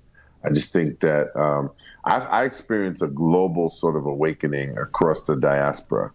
So no matter if we're talking South Africa, we're talking Kenya, Zimbabwe, Zanzibar, West Africa, Cote d'Ivoire, Ghana, Nigeria. I just think that there is an awakening, right? Even down to Brazil and Guyana, Caribbean. There's an awakening across the African diaspora around truth-telling, about owning our narratives, around collaboration, around making the ancestors proud, and finding our rightful place amongst each other. We're not relying just on National Geographic or the BBC or someone else to tell the stories. And so that's part of the reason why I wanted to come here and work on this production. You have Samad Davis, who's a guy from Newark, New Jersey, who's working across 16 or 17 African countries with different businesses. And filmmaking and entertainment is just one of them. And it's the same way with me being here filming The Kings of Joburg. Was as much as I was doing the TV show, I also have business partners here on the real estate side with a platform called Frac Prop, which is about fractional ownership of real estate assets. So to make it more affordable and accessible for people. So that's work I'm doing in the States. It's also work that I'm doing here and South America and Europe. So it's an exciting time. We are in conversation with bona fide actor Malik Yoba. And speaking about awakenings, we want to get into what is that you now refer to yourself as a non-white man. And I want to get into all other manner of things. But we need to go to sports, Malik. When we come back, we'll get into it. All right? It's 31 minutes after 2 Central African time. Sports on Channel Africa. The African Perspective. First up is football news. The republics of Kenya, Uganda and Tanzania have reaffirmed their collective commitment to deliver a seamless and successful African Nations Championship CHAN tournament in August 2025.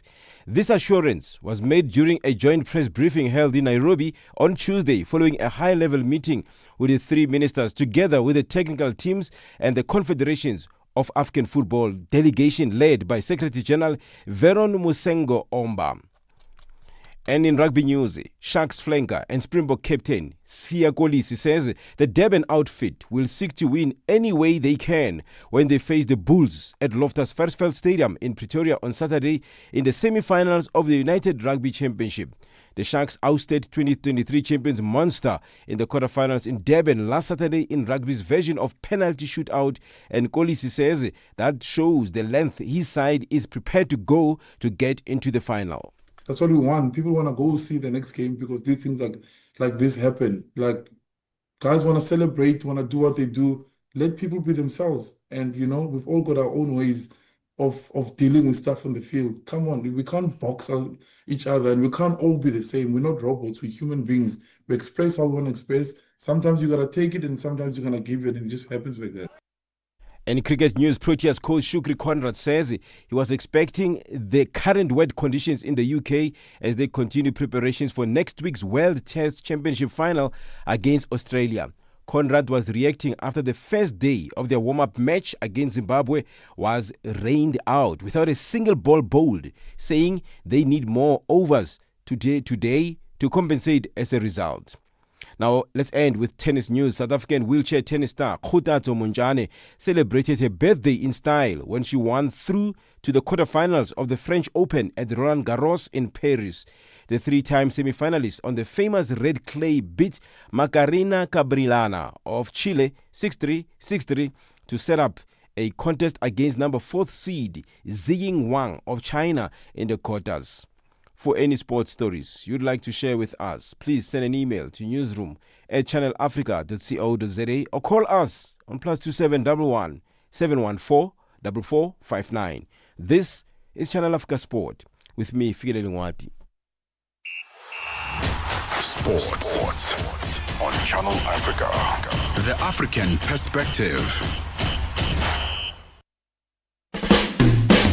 Hi, I'm Tami Ngubeni, anchor of Africa in Business on Channel Africa, bringing you the African perspective. And I'm Ashraf Garda, host of the National Pulse on SAFM, leading the conversation. We've joined forces to bring you in-depth, exclusive G20 developments as we count down to the much-awaited inaugural G20 summit in South Africa, November 2025. Tune in every Thursday at 16:20 Central African Time as we explore how this first G20 in Africa impacts the continent, from trade and innovation to climate and development. It's a powerful crossover between Channel Africa and SAFM as we bring you the G20 through an African lens. The G20 in Africa. Global Summit. An African voice.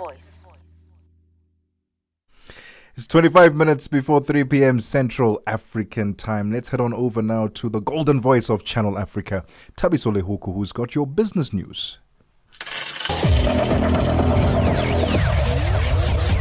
Business news on Channel Africa. The African perspective.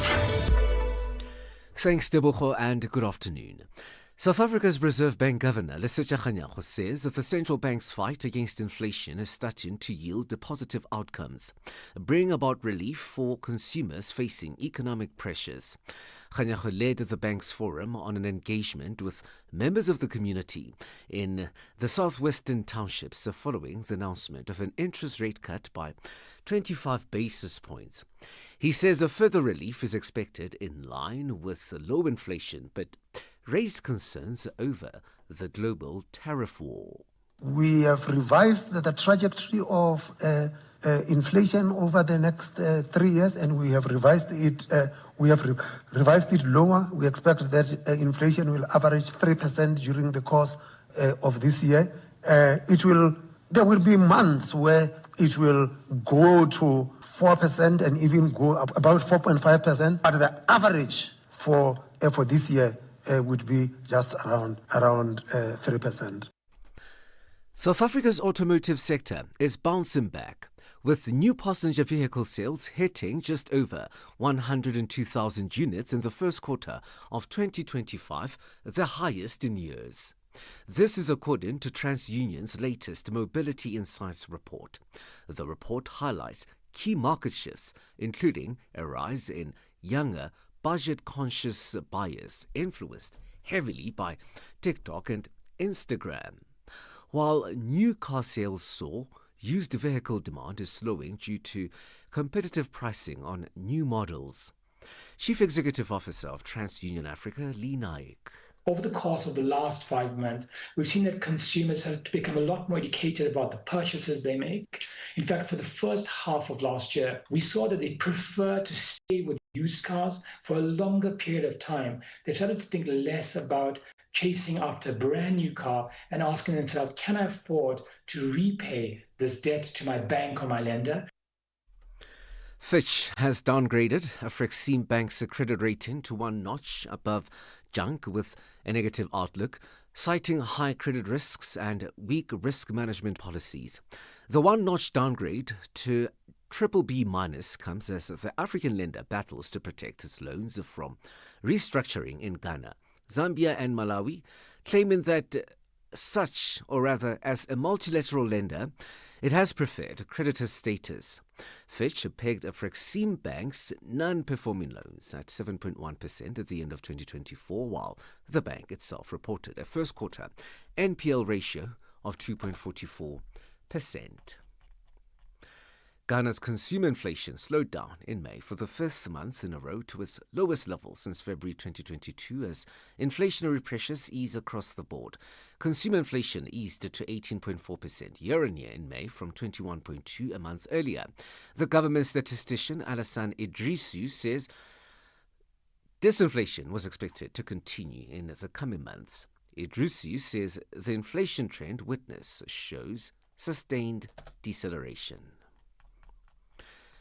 Chinese electric vehicle battery giant CATL says it will partner with a unit of Danish shipping firm Maersk on the development and after-sales support of advanced battery products. The tie-up, as it also covers battery recycling, is an extension of a strategic deal entered on today. In a statement, CATL says under the deal, the two companies will accelerate the electrification of container handling equipment with high-performance batteries. Indicators at this hour. In Nigeria, the dollar will cost you 1,000 naira 580. Botswana, 13 pula 27. Kenya, 128 shilling 4. And Zambia, 26 kwacha 74.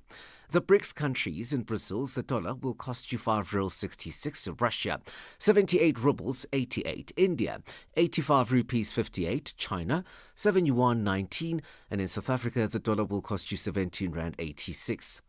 $1 is trading at 73 pence to the British pound and 87 to the euro. Gold is trading at $3,361 and platinum at $1,088 per ounce. Brand crude oil is at $65.48 a barrel.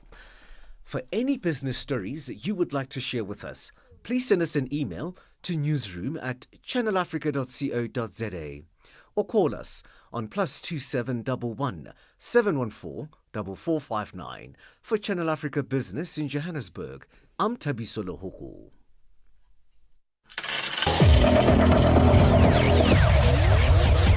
Business News on Channel Africa.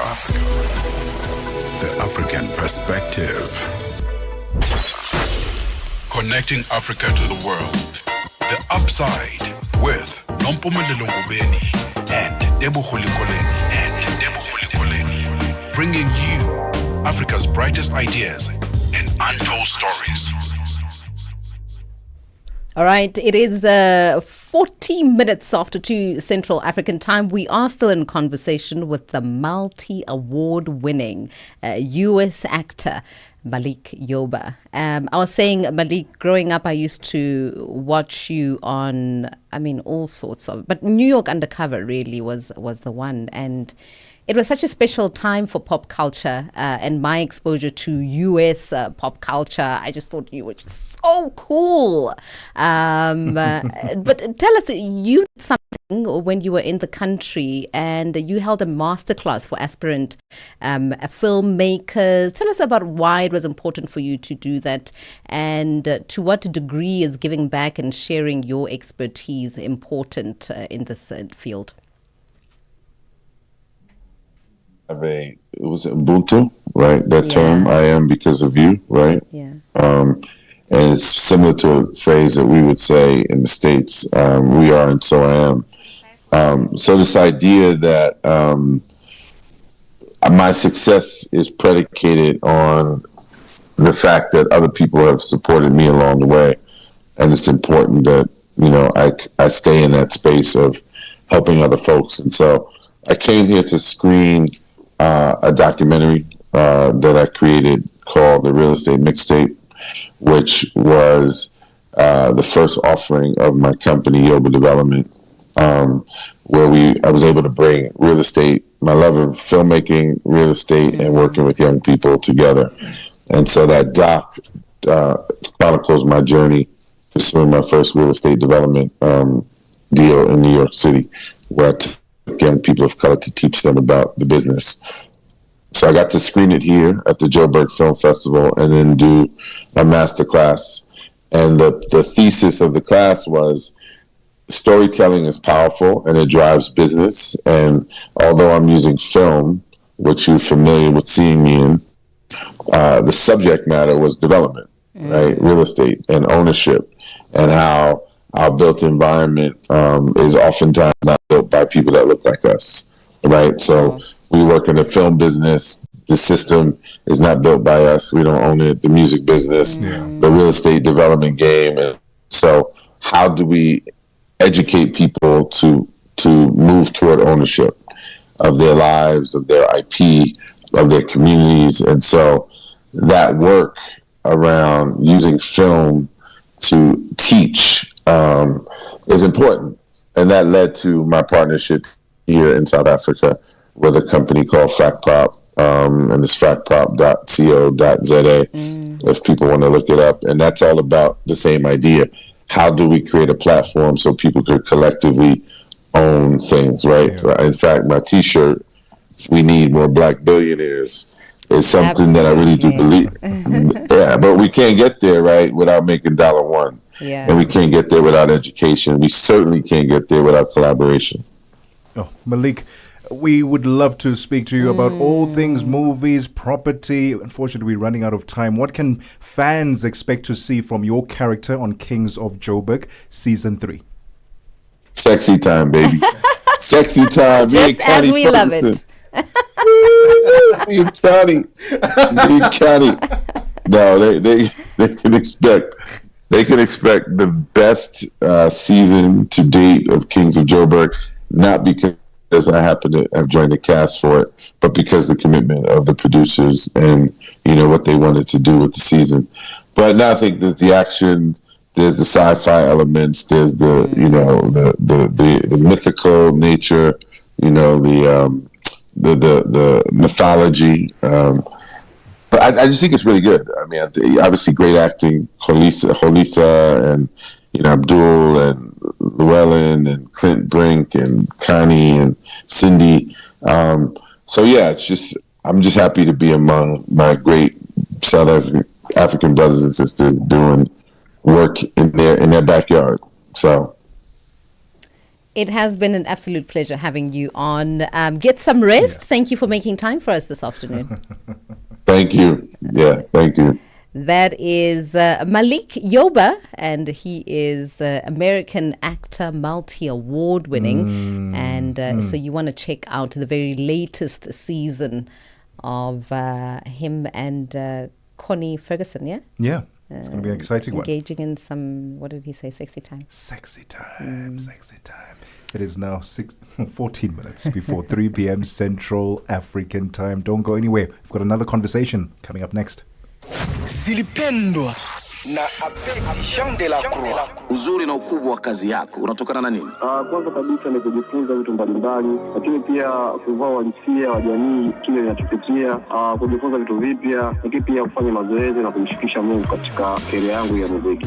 Bila shaka. Je, management na wadhamini vile vile wana nafasi kubwa au wana nafasi gani katika mafanikio yako kikazi? Niseme labda wana 99% katika mafanikio ya muziki wangu, management au mabosi wangu. Umewahi pia kupokea salamu za pongezi au ukosoaji kuhusiana na muziki muziki wako? Alishapokea nyingi sana kutoka sehemu mbalimbali, DRC, Tanzania na East Africa nzima kwa jumla. Tuzungumzie kuhusu ukosoaji sasa. Unajisikia pale unapokosolewa? Najisikia vizuri sana. Unajua usipokosolewa ina maana wewe sio binadamu wa kawaida, kwa sababu asiyekosolewa pekee ni Mungu. Zilipendwa kila Jumamosi kuanzia saa 12 kamili majira ya Afrika ya Kati hadi saa 1 kamili majira ya Afrika ya Kati.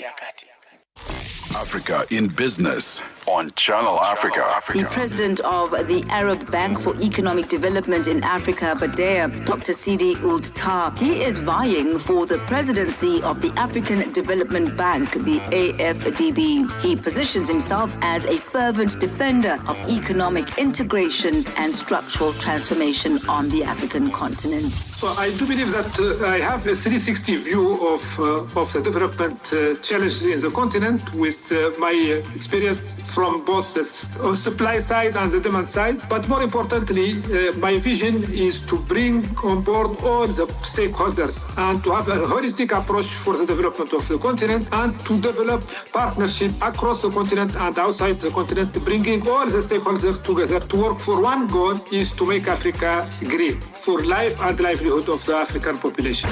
Bringing the African markets into your home. Channel Africa, the African perspective. Connecting Africa to the world. The Upside. Your daily dose of inspiration, innovation, and untold stories from across Africa. With Nompumelelo and Debo. It is 48 minutes. Oh, okay, yeah. Oh, it's going to be fancy. All right, yeah, minutes. no, that is a bit fancy. It means that you did well in maths. Sounds so aggressive. 48. All right. I just think your ability to add, minus, subtract, and all of those things is great. It is 48 minutes after 2 p.m. Central African time. We're about to get into a conversation about private airline FastJet, which has introduced a new flight service connecting Harare in Zimbabwe with Lusaka in Zambia. They're neighbors anyway, right? But now you have a direct private flight. It's very cool. We need more of these. Absolutely. Because I think intra-African travel could be made easier, more affordable, more efficient, and this is but one way that we are inching closer to achieving that, right? That efficiency, that ease as well on traveling on the continent. And these are routes that are interesting. I mean, I think the Mpumalanga route is also quite exciting. I wonder how many of their consumers take up that route to the Kruger National Park. I'd like to think quite a few. Because it's a tourist destination. Yeah, absolutely. Because Zimbabwe does have its own national parks, and very impressive, by the way. But when you do come to South Africa and you get to experience the Kruger National Park, that's just on another level. Yeah. And I would like to think that it is a popular one. I would love to see more flights. So you sort of have them fly out on a Friday or on a Wednesday only. I would love to have it be a regular, a daily. Okay. But that's my own personal wish. Of course it is your personal wish. Anyway, all right, let's get into our conversation. It is now 10 minutes before 3 p.m. Central African time. Question though, before we get into that. Have you ever been in a private jet? I've been in it was in a hangar. So I have been in one, to answer your question, but it was in a hangar. What, like for dinner or something? Yeah. It was a gala dinner for a billionaire for his birthday, and he happens to have a couple of jets, and so we got to sit in some of them. I mean, that's how you roll. Billionaire clubs, oh my goodness. Yeah, it was very cool. Unfortunately, it didn't take off. But it was a cool experience. We need to find you another one where we can actually take off. I did get an offer to get into a private jet and fly to LA and live happily ever after, and I didn't take it up. Why? I was young and naive. Regrets? No. I don't know. I actually don't know what my life could have looked completely different. Was had this I another taken- billionaire? Yeah. Oh, yeah. At a conference. I don't know. I don't know what your problem is. My brother does remind me of that incident many times, as often as he can. Have you ever been in a private jet? Have you seen me? Oh, of course you've been in a No, I've private never.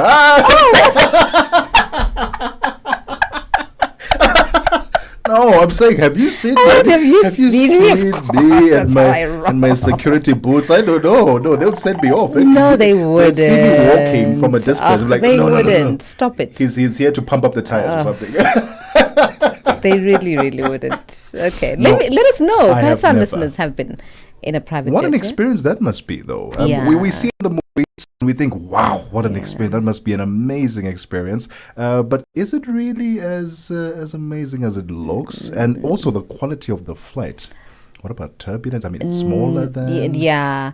I would imagine that the experience would be better, right? So if you're one for a curated experience, if you're one for not mingling necessarily with lots of, you don't do crowds, you don't do public transport that's crowded, then the jet life is for you. All right. It is 7 minutes before 3 p.m. Central African time. We'll get into conversation with FastJet just after this. Africa at Play with NATO and ETO Chairman. The Confederation of African Athletics, the CAA President, Mr. Hamad Kalkaba Malboum, talk to us about the state of athletics in Africa as it stands, and what picture are you looking at 5 years later? Yeah, athletics in Africa is strong. We are able to organize our major events in time. Like this year, we will have the under-20 and under-18 African Championship in Nigeria. Next year, we will have the senior in Ghana. In 2027, we will go back to Algeria to organize the under-18 and under-20. And then 2028, we will have the senior championship in Gaborone in Botswana. Well, by this program, we can increase our performance. And at the same time, we are considering the fact that within the British Federation, they are identifying young talent every year within their national program, within the scholarship championship. And so the athletics in Africa is in good standard. Live every Saturday and Sunday from 2 to 5 p.m. Central African time.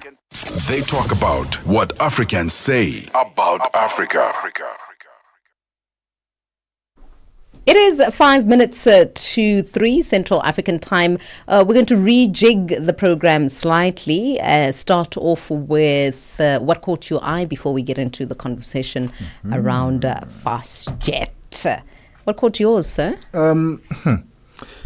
Virgin Active. Yes.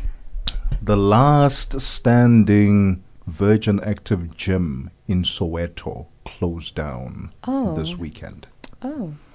It was in Jabulani. Okay. Mall. Jabulani Mall. Yeah. And this was the very last Virgin Active. They've pulled out quite a few of them over the years.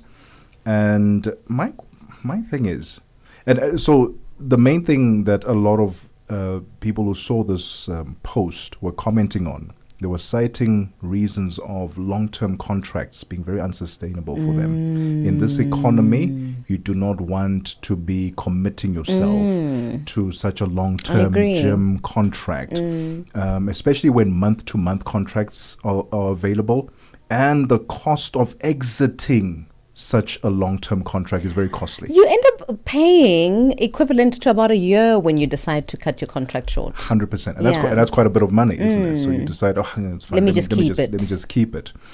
My thing is, I've always thought if Virgin Active is trying to plant itself in the townships, they must cater to the township. Not necessarily compromise on quality or per se make it smaller, but be able to have packages that will cater to the market that you're operating in. What would that look like? Is it month to month? Month to month. Month to month. And the reason why I say this is because another company called the Gym Company in Soweto is now popping up almost everywhere because they offer that month to month, and people are going to these gyms because they know, okay, this month I can afford it, I can pay, next month I can't, okay, sharp, not a problem, I'll still be able to go back there. when you're bound by these long-term contracts, like with the Virgin Active, it becomes nearly impossible for you to keep up with that. And I feel like it was not tailored to the market in which they were trying to operate. And it's sad because you think Virgin Active, proper gym, that one, proper facilities. I want to go to a Virgin Active. And now you can't access it in the township because of the way that they've structured their business. So I couldn't agree more with structuring contracts for services such as those, whether it be Wi-Fi, gym, it has to be on a month-to-month basis. You're right about the economy, but also convenience. I want to chop and change. I want to come to this gym and decide they no longer offer Pilates, and I quite frankly want to get into Pilates. It doesn't work for me anymore. Let me go to a gym that is more aligned with my goals, right?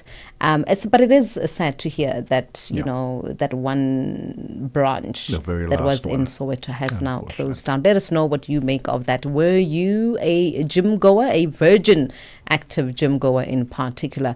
+2763 406 9126. What caught your eye? What caught my eye is Scott Maphuma, a South African musician, who is no stranger to controversy. I mean, this is the same man who had the nation starting a WhatsApp group to boycott him. I remember that. Because he didn't want to take pictures with fans, right? He was arrested at the weekend in Mozambique. The real story here is actually that Mozambicans do not play. They don't play with their entertainment.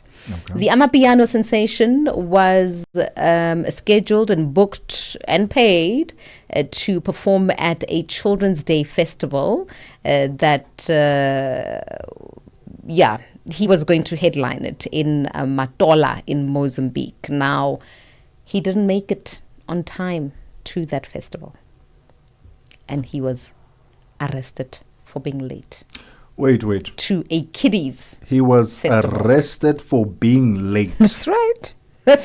For a festival. Not for not making it, for being late. For being late. To perform. Arrest. Yes, holding cells.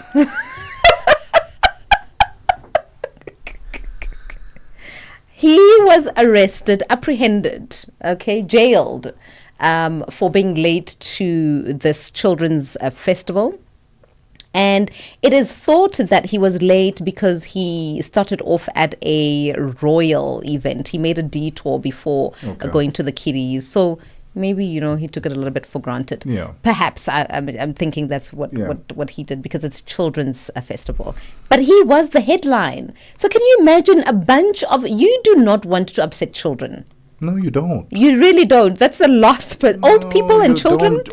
Especially children with their parents there. You do not want to upset them. The fact that they've put this into law. An artist is late. It's in the constitution in Mozambique.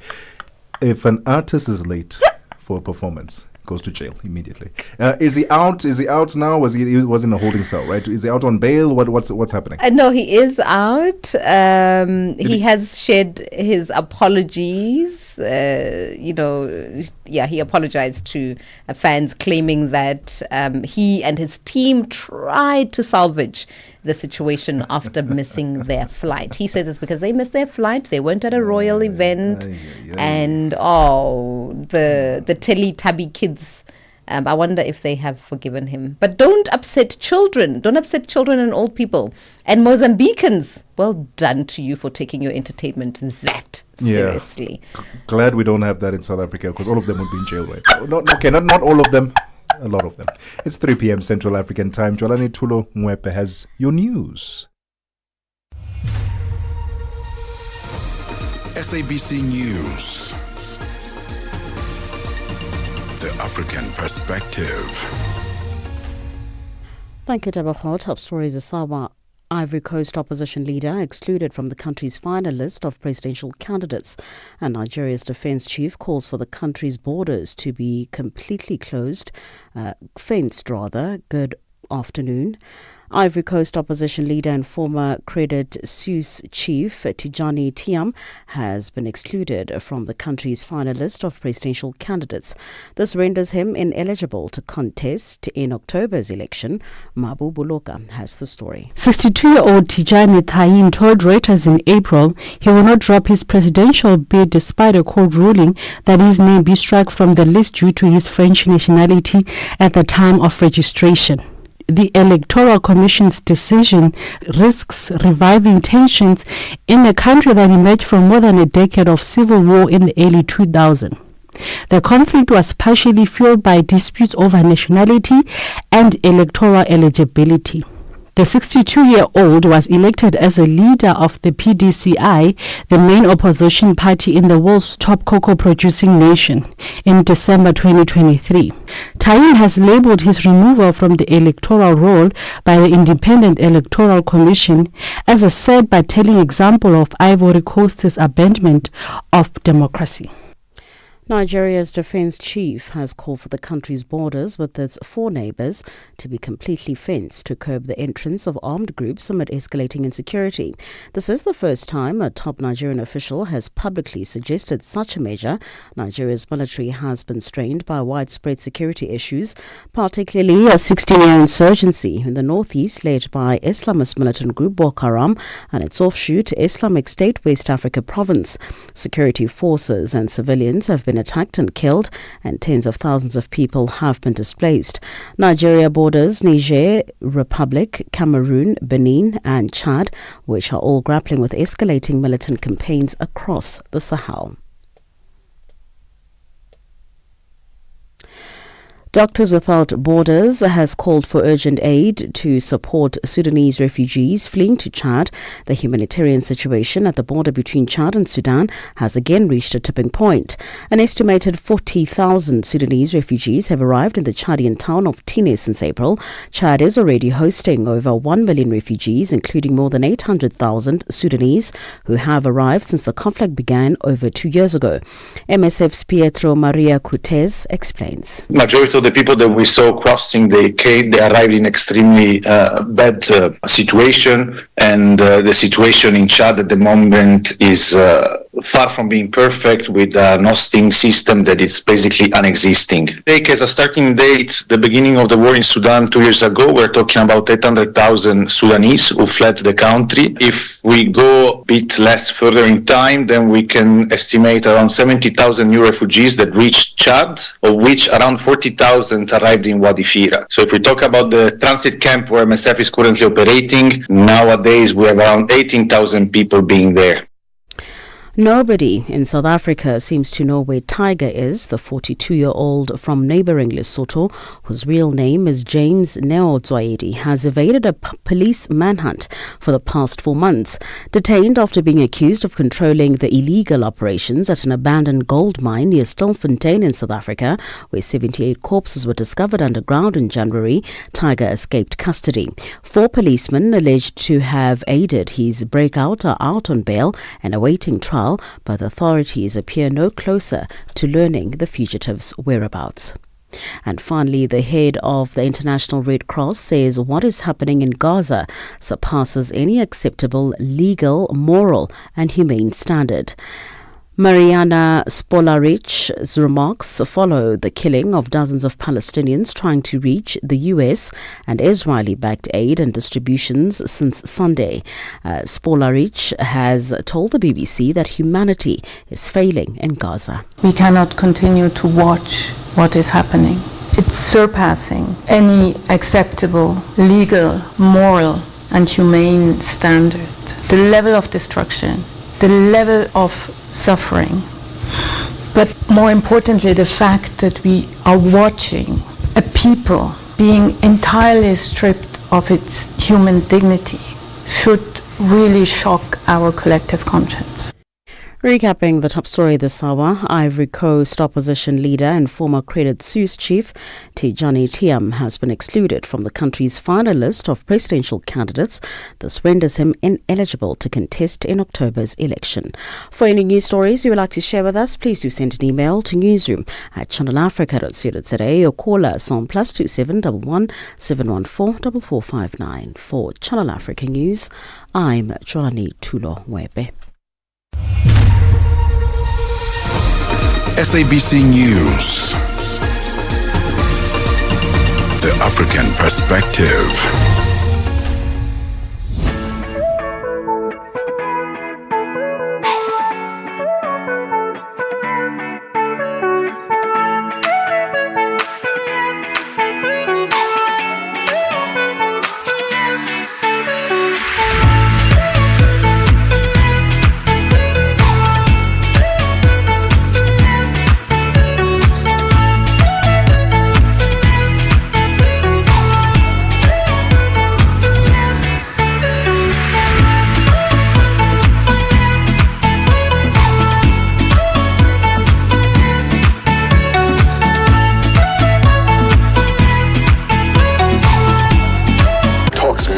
Africa in Business, 4 till 5 p.m.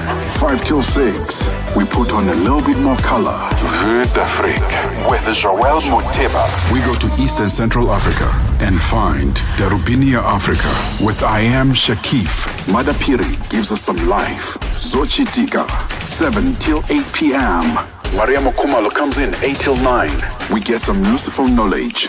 Kalodiscopia. 9 till 10, we take a look in Africa and beyond. Africa World Hour with Sipiso Makwetla. And we close it up with some love. The Hotlines with Shailen Dikumana, 10 till 12 p.m. on Channel Africa. Across borders, across time zones, on air, online. This is Channel Africa. Africa has a voice, and that voice is Channel Africa. It keeps you in motion, speaking, singing, questioning, rising. Wake up with Rise and Shine, 6 till 9. Peter and Asanda, as they bring you breaking news, sharp analysis, and the voices that shape the day. At mid-morning, we get on the move with Palisa and Benjamin, digging into the African lifestyle, people, and the things that make Africa smile. 12 till 1, Africa Update with Lulu Kabu, getting in-depth, powerful stories, and the perspective you won't hear anywhere else. The Upside, 1 till 4, live and real, with Tepu Kholikweleni and Nompumelelo Ngubeni. Tame Ngubeni talks money, Africa in Business, 4 till 5 p.m. 5 till 6, we put on a little bit more color. Vuesd Afrique with Joelle Muteba. We go to East and Central Africa and find Darubinia Africa with I Am Shakif. Madapiri gives us some life. Zochitika, 7 till 8 p.m. Maria Mokumalo comes in 8 till 9. We get some Lucifer knowledge. Kalodiscopia. 9 till 10, we take a look in Africa and beyond. Africa World Hour with Sipiso Makwetla.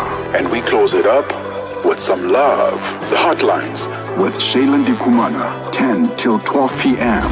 on Channel Africa. Across borders, across time zones, on air, online. This is Channel Africa. Africa has a voice, and that voice is Channel Africa. It keeps you in motion, speaking, singing, questioning, rising. Wake up with Rise and Shine, 6 till 9. Peter and Asanda, as they bring you breaking news, sharp analysis, and the voices that shape the day. At mid-morning, we get on the move with Palisa and Benjamin, digging into the African lifestyle, people, and the things that make Africa smile. 12 till 1, Africa Update with Lulu Kabu, getting in-depth, powerful stories, and the perspective you won't hear anywhere else. The Upside, 1 till 4, live and real, with Tepu Kholikweleni and Nompumelelo Ngubeni. Tame Ngubeni talks money, Africa in Business, 4 till 5 p.m. 5 till 6, we put on a little bit more color. Vuesd Afrique with Joelle Muteba. We go to East and Central Africa and find Darubinia Africa with I Am Shakif. Madapiri gives us some life. Zochitika, 7 till 8 p.m. Mariamo Kumalo comes in 8 till 9. We get some useful knowledge. Kalodiscopia. 9 till 10. We take a look in Africa and beyond. Africa World Hour with Sipiso Makwetla. And we close it up with some love. The Hotlines with Shailen Dikumana. 10 till 12 p.m. on Channel Africa. Across borders, across time zones. On air, online. This is Channel Africa. Africa has a voice, and that voice is Channel Africa. It keeps you in motion, speaking, singing, questioning, rising. Wake up with Rise and Shine 6 till 9. Peter and Asanda as they bring you breaking news, sharp analysis, and the voices that shape the day. At mid-morning, we get on the move with Palisa and Benjamin, digging into the African lifestyle, people, and the things that make Africa smile. 12 till 1, Africa Update with Lulu Kabu, getting in-depth, powerful stories, and the perspective you won't hear anywhere else. The Upside, 1 till 4, live and real, with Tepu Kholikweleni and Nompumelelo Ngubeni. Tame Ngubeni talks money, Africa in business, 4 till 5 p.m. 5 till 6, we put on a little bit more color. Vuesd Afrique with Joelle Muteba. We go to East and Central Africa and find Darubinia Africa with I Am Shakif. Madapiri gives us some life. Zochi Tika, 7 till 8 p.m. Mariamo Kumalo comes in 8 till 9. We get some useful knowledge. Kalodiscopia. 9 till 10. We take a look in Africa and beyond. Africa World Hour with Sipiso Makwetla. And we close it up with some love. The Hotlines with Shailen Dikumana. 10 till 12 p.m. on Channel Africa. Across borders, across time zones. On air, online. This is Channel Africa. Africa has a voice, and that voice is Channel Africa. It keeps you in motion, speaking, singing, questioning, rising. Wake up with Rise and Shine 6 till 9. Peter and Asanda as they bring you breaking news, sharp analysis, and the voices that shape the day. At mid-morning, we get on the move with Palisa and Benjamin, digging into the African lifestyle, people, and the things that make Africa smile. 12 till 1, Africa Update with Lulu Kabu, getting in-depth, powerful stories, and the perspective you won't hear anywhere else. The Upside, 1 till 4, live and real, with Tepu Kholikweleni and Nompumelelo Ngubeni. Tame Ngubeni talks money, Africa in business, 4 till 5 p.m. 5 till 6, we put on a little bit more color. Vuesd Afrique with Joelle Muteba. We go to East and Central Africa and find Darubinia Africa with I Am Shakif. Madapiri gives us some life. Zochi Tika, 7 till 8 p.m. Mariamo Kumalo comes in 8 till 9. We get some useful knowledge. Kalodiscopia. 9 till 10. We take a look in Africa and beyond. Africa World Hour with Sipiso Makwetla. And we close it up with some love. The Hotlines with Shailen Dikumana. 10 till 12 p.m. on Channel Africa. Across borders, across time zones. On air, online. This is Channel Africa. Africa has a voice, and that voice is Channel Africa. It keeps you in motion, speaking, singing, questioning, rising. Wake up with Rise and Shine 6 till 9. Peter and Asanda as they bring you breaking news, sharp analysis, and the voices that shape the day. At mid-morning, we get on the move with Palisa and Benjamin, digging into the African lifestyle, people, and the things that make Africa smile. 12 till 1, Africa Update with Lulu Kabu, getting in-depth, powerful stories, and the perspective you won't hear anywhere else. The Upside, 1 till 4, live and real, with Tepu Kholikweleni and Nompumelelo Ngubeni. Tame Ngubeni talks money, Africa in business, 4 till 5 p.m. 5 till 6, we put on a little bit more color. Vuesd Afrique with Joelle Muteba. We go to East and Central Africa and find Darubinia Africa with I Am Shakif. Madapiri gives us some life. Zochi Tika, 7 till 8 p.m. Mariamo Kumalo comes in 8 till 9. We get some useful knowledge. Kaleidoscopia. 9 till 10, we take a look in Africa and beyond. Africa World Hour with Sipiso Makwetla. And we close it up with some love. The Hotlines with Shailen Dikumana. 10 till 12 p.m.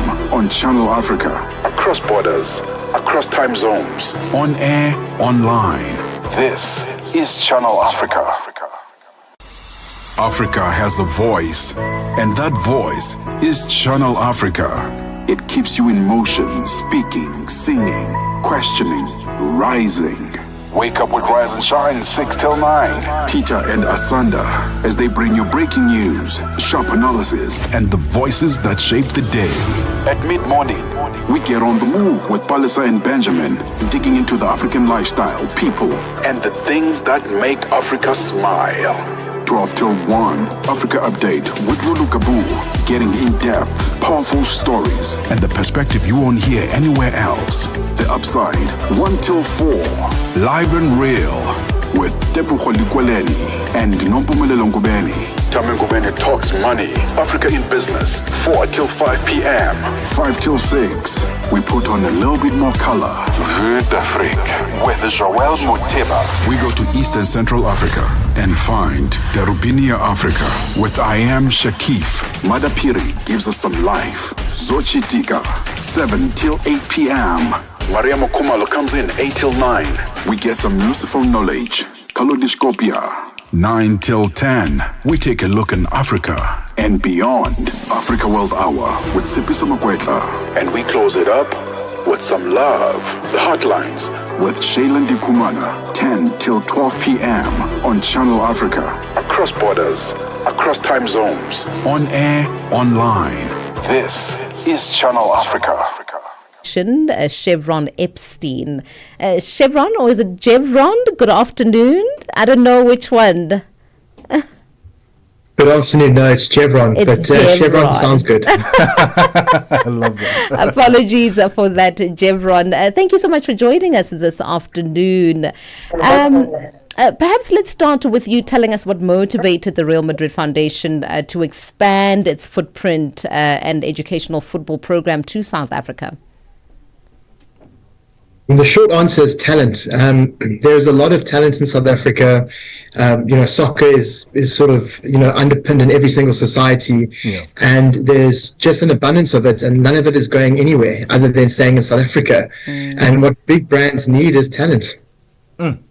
We are currently in conversation with Chevron Epstein. He's the president of the foundation's South African branch. This is the Real Madrid Foundation, South African branch. And he's going to tell us a bit more about the program. Who is it intended for? Age groups, and how does it go beyond football? And I love that aspect. Yeah, going beyond football. I love that. And then I also have a personal question. Do the kids end up playing for Real Madrid one day? Is that a potential? Anyway, we'll continue the conversation right after this. It's 19 minutes after 3 p.m. Central African time. Hey there, this is Palisa Tau, part of the dynamic duo that gives you on the move right here on Channel Africa from 9 a.m. to 12 p.m. Central Africa time. Well, it's with your help for the past 2 years that we have been a multi-award winning show. Finally, yeah, we're keeping it on the move in 2025. And yes, I'm the other half of the duo, Benjamin Mushatama, and we're going to keep you going with the great conversations. Turn it up. Okay. On the Move comes back in 2025 to give you more of the content that made us a Maldo and to deliver that bold, boundary-pushing content that you love. And of course, giving you a ride through the 3 hours of news, views, and entertainment. Every weekday from 9 to midday Central African time, right here on Channel Africa. The African perspective. Cool. Let's go. This is The Upside for the best African vibes, groundbreaking content. Well, let's continue our conversation with the Real Madrid Foundation, which has opened its third South African site. We joined on the line by Chevron Epstein, the president of the Real Madrid Foundation South African branch. Chevron, let's talk about the program itself. How does it go beyond football? Because you think Real Madrid, you just think, oh yeah, football. But how does it go beyond football? all facets of life have got expiry dates, and football is no different. So what underpins a good footballer is a good education. So when the final curtain closes and life after football begins, you need something that you can fall back on. So we underpin our football program with education. You can't just be a footballer, you have to be educated at the same time. Our academic program means that every student has to have a matric or matric equivalent, and we strive for 90% of our students completing sports science degrees in the industry that they're most passionate about. I really do love that, especially because footballers have such a short career span, right, Jevron? But since the program's launch, what kind of impact have you seen in the lives of children who participated in Cape Town? It's been fantastic. We're filming a short documentary about some of the players that are going over to the United Kingdom for trials with West Ham United and Newcastle. And we had a story of a child, his name's Ashwin, 11 years old, from Mitchell's Plain, and just hearing the backstories from the parents yesterday, seeing him in a new community, which is his school community, seeing how he's grown and how he's changed, but more importantly, what impact it's had on his community when he gets back. He's seen as a leader, as someone that provides hope. So I love the fact that these students are playing football, but I love the fact more that they're uplifting their communities and they're creating dramatic change in the environments that they come from. Amazing. And Jevron, let's talk about the learners. How are they selected? Because I would imagine there's a whole queue of young people who want to be a part of the Real Madrid Foundation. How are they selected? So we have two programs. We have the Academy program and the Elite program. The Elite program and the Academy program have the same selection criteria. Our head coach, who is from Real Madrid, Alberto, he looks after the technical structures of our club. And when someone spots talent within the community, or if a family member believes that their family member has talent, they reach out to us, they come and visit us for a trial session, and then if we see the same talent that they see, we invite them again. And sometimes these trial sessions can go up to 2 weeks at a time. And then when we make a decision that this individual shows elite potential, we invite them to join our Elite Academy. For the Academy students, we are always honest with the feedback to our parents, and the Academy provides an environment to nurture an individual, play within our Real Madrid Academy, and allow for direct communication with that family where that individual sits in the talent pool.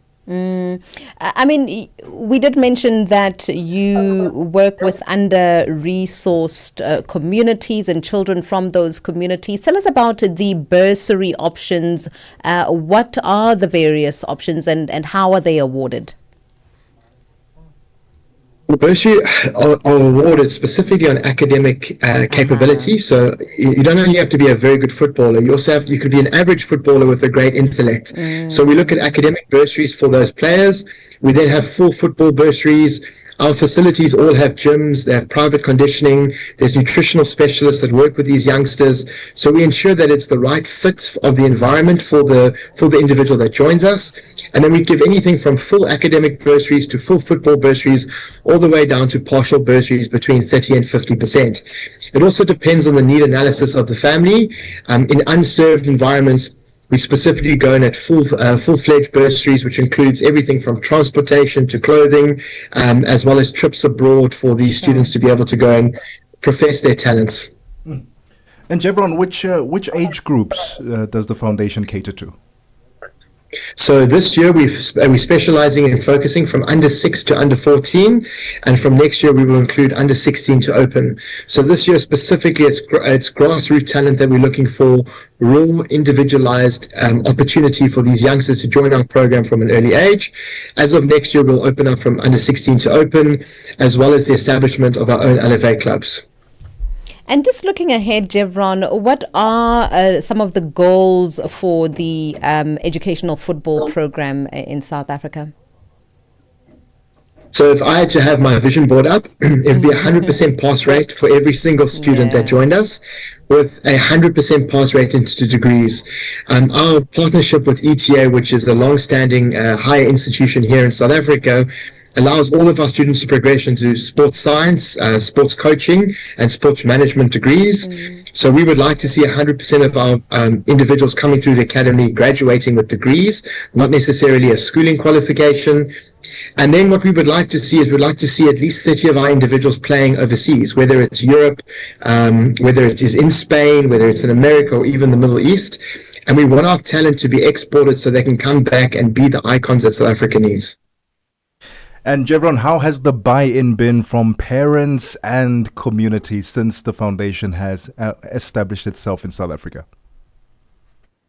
It's a good question. I think talk is cheap. I think there have been lots of large clubs that have come into the country, and there have been marketing campaigns to sort of collect fees and to enrich those that are running the clubs. Our institution is very different. We find ourselves in the heart of the communities.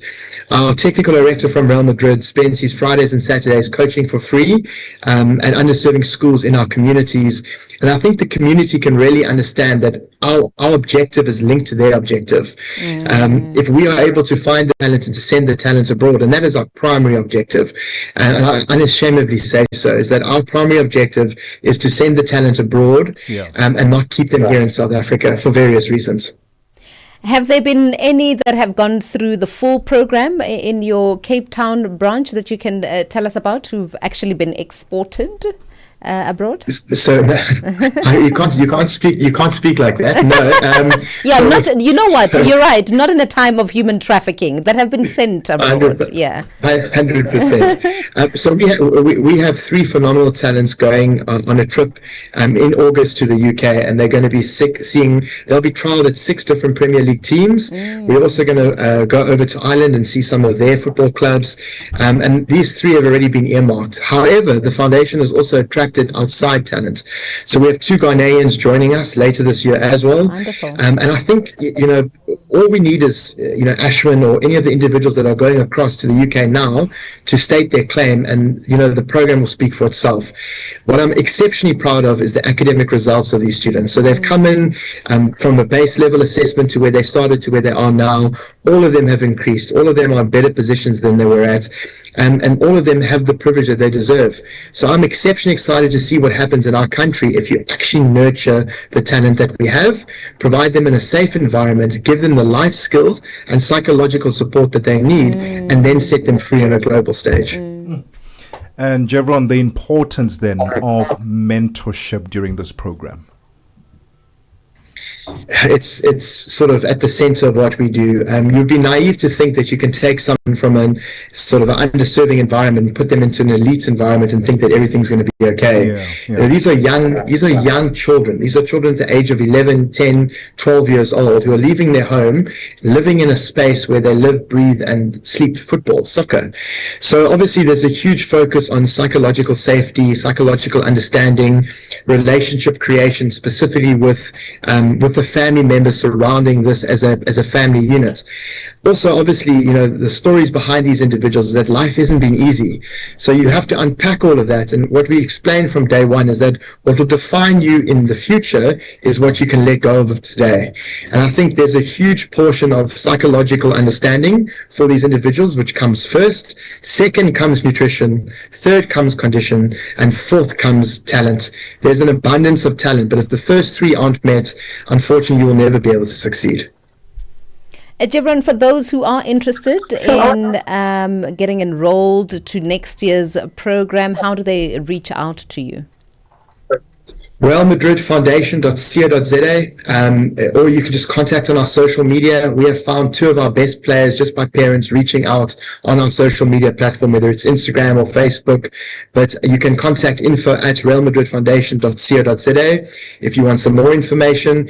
And then I must just say, we wouldn't be able to do the work that we do unless we had the sponsors that we've got. So we've got some phenomenal sponsors who've stepped up, who want to see change in South Africa and are investing in these individuals as a direct investment into South Africa. So just a massive thank you to them. Oh, lovely. Great work that you're doing. Jevron, thank you so much for your time, and we certainly hope that the foundation continues to grow and inspire so many young people and onboard more young people so that they can go overseas and just make a career out of sport, and just the life lessons that they are taking from this foundation, absolutely invaluable. Thank you so much for your time this afternoon. Thank you so much for having me. The voice there of Jevron Epstein. He's the president of the Real Madrid Foundation South African branch. Very exciting. It's 30 minutes after 3 p.m. Central African time. Fikile Lingwati has your sports news. Sports on Channel Africa. The African perspective. And we begin with the republics of Kenya, Uganda, and Tanzania have reaffirmed their collective commitment to deliver a seamless and successful African Nations Championship CHAN tournament in August 2025. This assurance was made during a joint press briefing held in Nairobi on Tuesday, following a high-level meeting with the three ministers, together with the technical teams and the Confederation of African Football CAF delegation, led by Secretary General Veron Musengo Omba. Kenya's Cabinet Secretary for Youth Affairs, Creative Economy and Sports, Salim Mvurya, noted that the three host nations have made significant strides and are now focused on finalizing the remaining preparations. First, to facilitate cross-border coordination and ease the movement of players, officials and fans, the three countries have agreed to roll out a Pamoja visa, whose implementation modalities will be finalized in collaboration with their respective ministries of immigration. The countries have also reached a consensus on tax exemptions and rebates for critical equipment imports required for CHAN operations. Now, rugby news. Sharks flanker and Springbok captain Siya Kolisi says the Durban outfit will seek to win any way they can when they face the Bulls at Loftus Versfeld Stadium in Pretoria on Saturday in the semi-finals of the United Rugby Championship. That's what we want. People want to go see the next game because these things like this happen. Like, guys want to celebrate, want to do what they do. Let people be themselves. And, we've all got our own ways of dealing with stuff on the field. Come on, we can't box each other and we can't all be the same. We're not robots, we're human beings. We express how we want to express. Sometimes you got to take it and sometimes you're going to give it, and it just happens like that. And Saturday's win over Munster will serve as a warning to the Bulls that the Durban side is that point where they are prepared to empty the tank for the win, and they have a deep bench to rely on in that pursuit. The bench, the props, and the front row, when they came on, they took over and actually started dominating a bit more. And that's an important part about the team, where you don't worry about you as an individual. It's a whole group, and it doesn't matter who's on the field. We trust them enough for that. And they know, like when they come on, they see where the stand is and they just want to turn it up. The British Deputy High Commissioner to Nigeria, Johnny Baxter, has described the rugby school Nigeria, situated at Eko Atlantic City, Lagos State, as an outstanding example of UK-Nigeria collaboration. Baxter, who led a delegation from the British Deputy High Commission in Lagos to the remarkable construction site of Rugby School Nigeria, was warmly received by directors of Eko Atlantic City and project managers from ITB Nigeria Limited. He expressed his enthusiasm for the project's progress and its significance in the educational landscape of Nigeria. Rugby School Nigeria, a sister to the esteemed rugby school established in 1567, is set to open its doors to inaugural cohort of Year 7 age 11 and Year 12 age 16 A-level students in September 2025. And finally, tennis news. South African wheelchair tennis star Khutatso Montjane celebrated her birthday in style when she won through to the quarterfinals of the French Open at Roland Garros in Paris. The three-time semi-finalist on the famous red clay beat Macarena Cabrilana of Chile 6-3, 6-3 to set up a contest against number 4th seed Ziying Wang of China in the quarters. Montjane, who turned 39 on the day, is a five-time Team South African Paralympian and was last at the Roland Garros at Paris 2024, where she had to withdraw due to personal issues. She reached the semi-final at the French Open in 2013, 2021 and 2012. For any sports stories you'd like to share with us, please send an email to newsroom@channelafrica.co.za or call us on +2711 714 4459. This is Channel Africa Sport with me, Fikile Lingwati. Sports on Channel Africa. The African perspective. Africa Conhece o Ntivani? Claro que sou eu. Ntivani é o amante da música de corpo e alma. Eu amo música africana. Ele aprecia todos os tipos de melodias e passa os seus dias a ouvir a Channel Africa. Ok.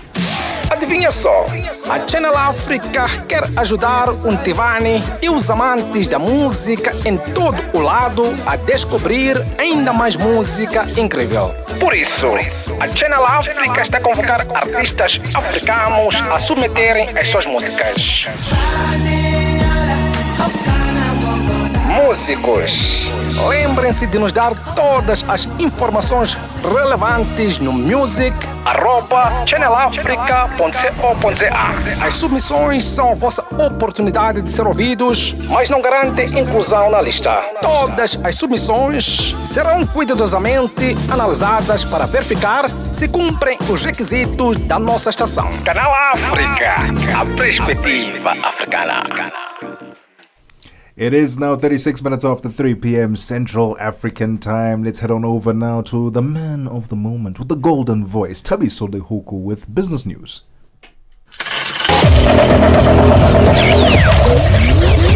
Business news on Channel Africa. The African perspective. Thanks, Tebogo, and good afternoon. Nigeria is witnessing a significant shift in its oil and gas landscape as local companies expand their roles, driving a new phase of potential sectoral growth and innovation. Leading the charge are companies which bought onshore and shallow water assets from oil majors, planning billions of dollars of investment to develop abandoned fields. Smaller producers are also pulling their weight. For example, Nigeria's locally developed and operated onshore crude terminal, Otakikbo, began loading operations on Monday. South Africa's Reserve Bank Governor, Lesetja Kganyago, says that the central bank's fight against inflation is starting to yield positive outcomes. Inflation is starting to become better, bring about relief for consumers facing economic pressures. Kganyago led the bank's forum on an engagement with the members of the community in the southwestern townships following the announcement of an interest rate cut by 25 basis points. He says a further relief is expected in line with low inflation, but raised concerns over the global tariff war. We have revised the trajectory of inflation over the next 3 years, and we have revised it. Revised it lower. We expect that inflation will average 3% during the course of this year. There will be months where it will go to 4% and even go up about 4.5%. But the average for this year would be just around 3%. South Africa's automotive sector is bouncing back with new passenger vehicle sales hitting just over 102,000 units in the first quarter of 2025, the highest in years.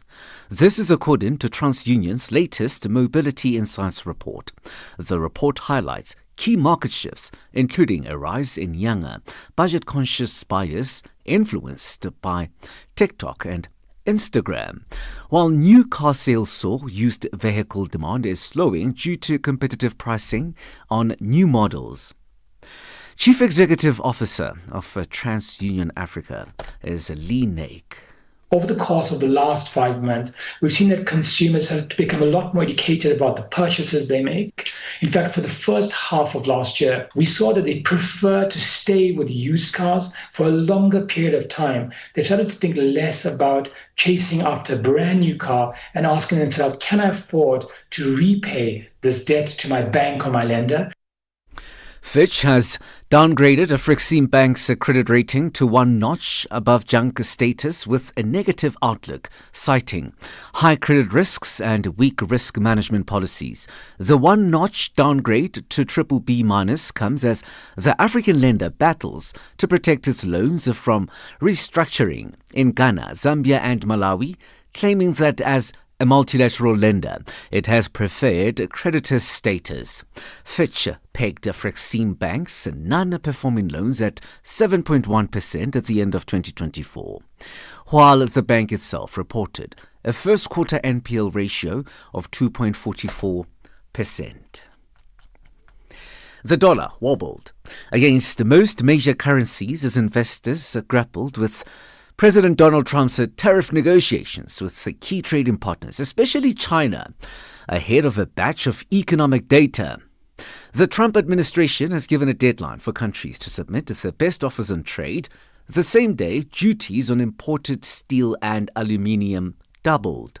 Trump is also tipped by the White House to have a call this week with the Chinese President Xi Jinping after the two sides accused each other of violating the terms of an agreement last month to roll back some tariffs. A look at your financial indicators at this hour. $1 in Nigeria is trading at 1,000 naira 580. Botswana 13.27, Kenya 128 shilling 4, and Zambia 26 kwacha 74. The BRICS countries in Brazil, the dollar will cost you 5 rubles 66, Russia 78 rubles 88, India 85 rupees 58, China 71.19, and in South Africa $1 will cost you 17 rand 86. $1 is trading at 73 pence to the British pound and 87 to the euro. A look at commodities markets now. Gold is trading at $3,361 and platinum at $1,088 per ounce, while the price of Brent crude oil is at $65.48 a barrel. So, for any business stories you would like to share with us, please send us an email to newsroom@channelafrica.co.za or call us on +27 11 714 4459. For Channel Africa Business in Johannesburg, I'm Tabiso Lohoko.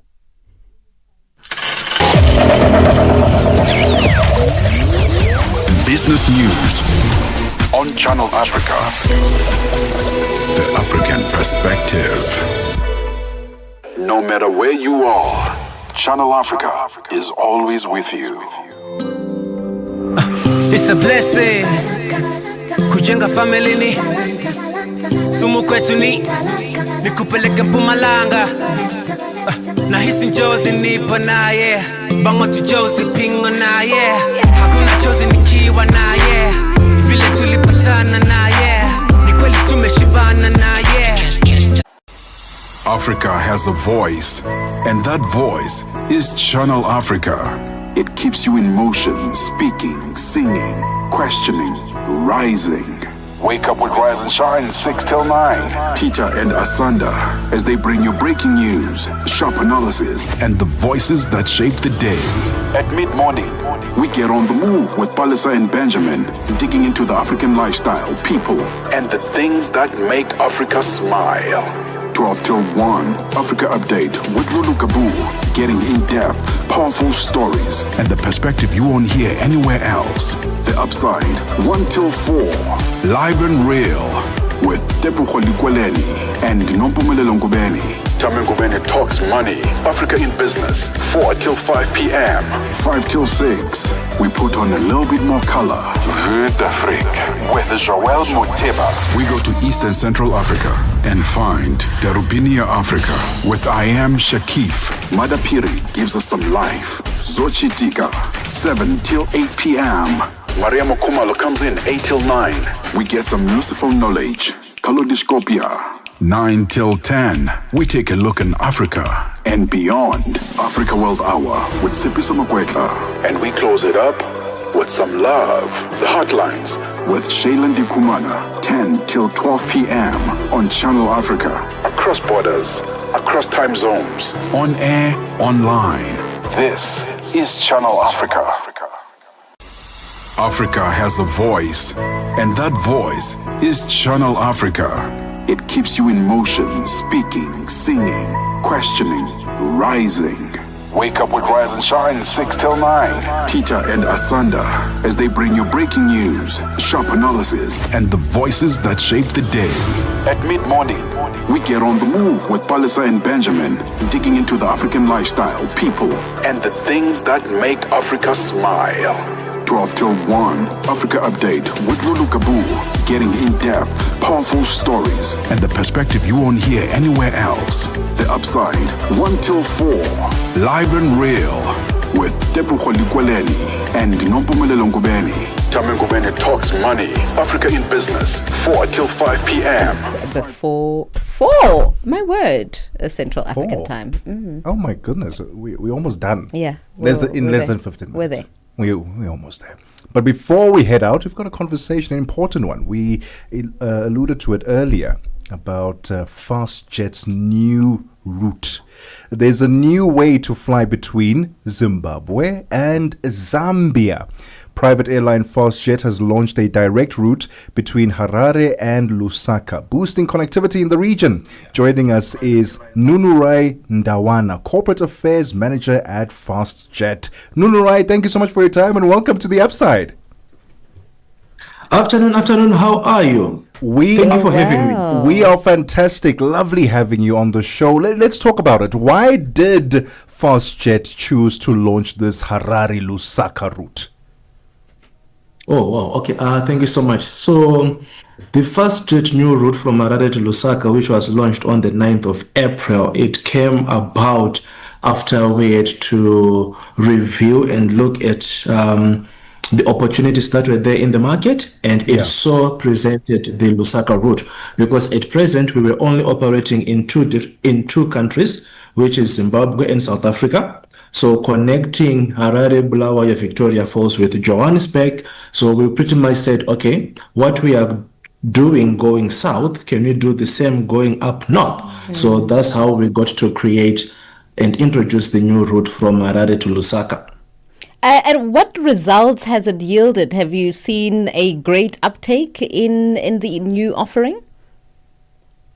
The route is promising. As I said earlier on, we introduced it on the 9th of April. Mm-hmm. So pretty much we're looking at about 2 months down the line, and we're operating 3 times a week. So we have witnessed a trend whereby some days, number one, are doing better than others. Sure. And as a result of that, through various promotional campaigns that we are doing, we have also witnessed an increase in inquiries for people wanting to travel. In the periods that they want to travel, it's mostly at the back end of July and getting into the August, September, summer season, which is what we expected really. So the route is promising, and from here onwards, we expect to continue doing more.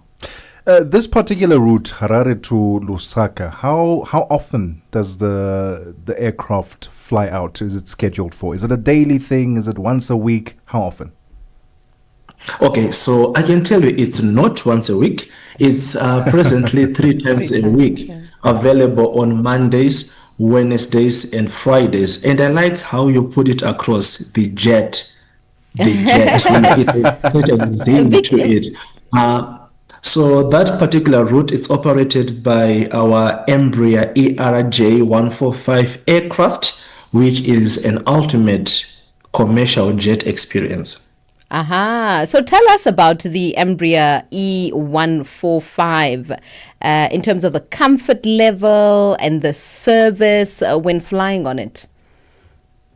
Well, I was actually planning to do this interview inside one of the aircraft.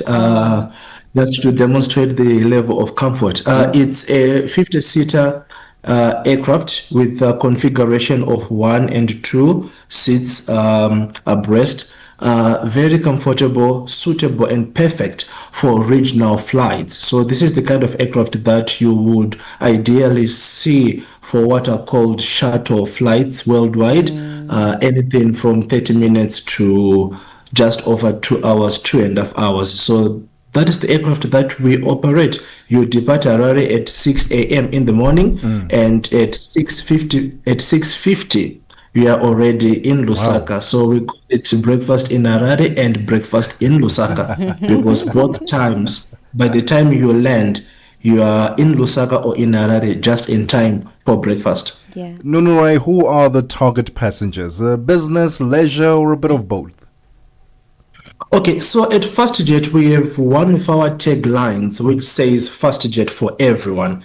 And essentially, this particular route in so much as we have the business segment, we have people visiting family and friends, then we have a lot of academia travel between Harare and Lusaka. So these are essentially the anchor targets. But be that as it may, we tend to focus on these three and also keep an eye on the other segments that we get to pick up along the way. So having targeted these particular segments, our service offerings that we have as FastJet, they get to also speak to these particular segments. So for an example, the business travelers, we have a product which is called Value Plus, which speaks to the needs of the business traveler.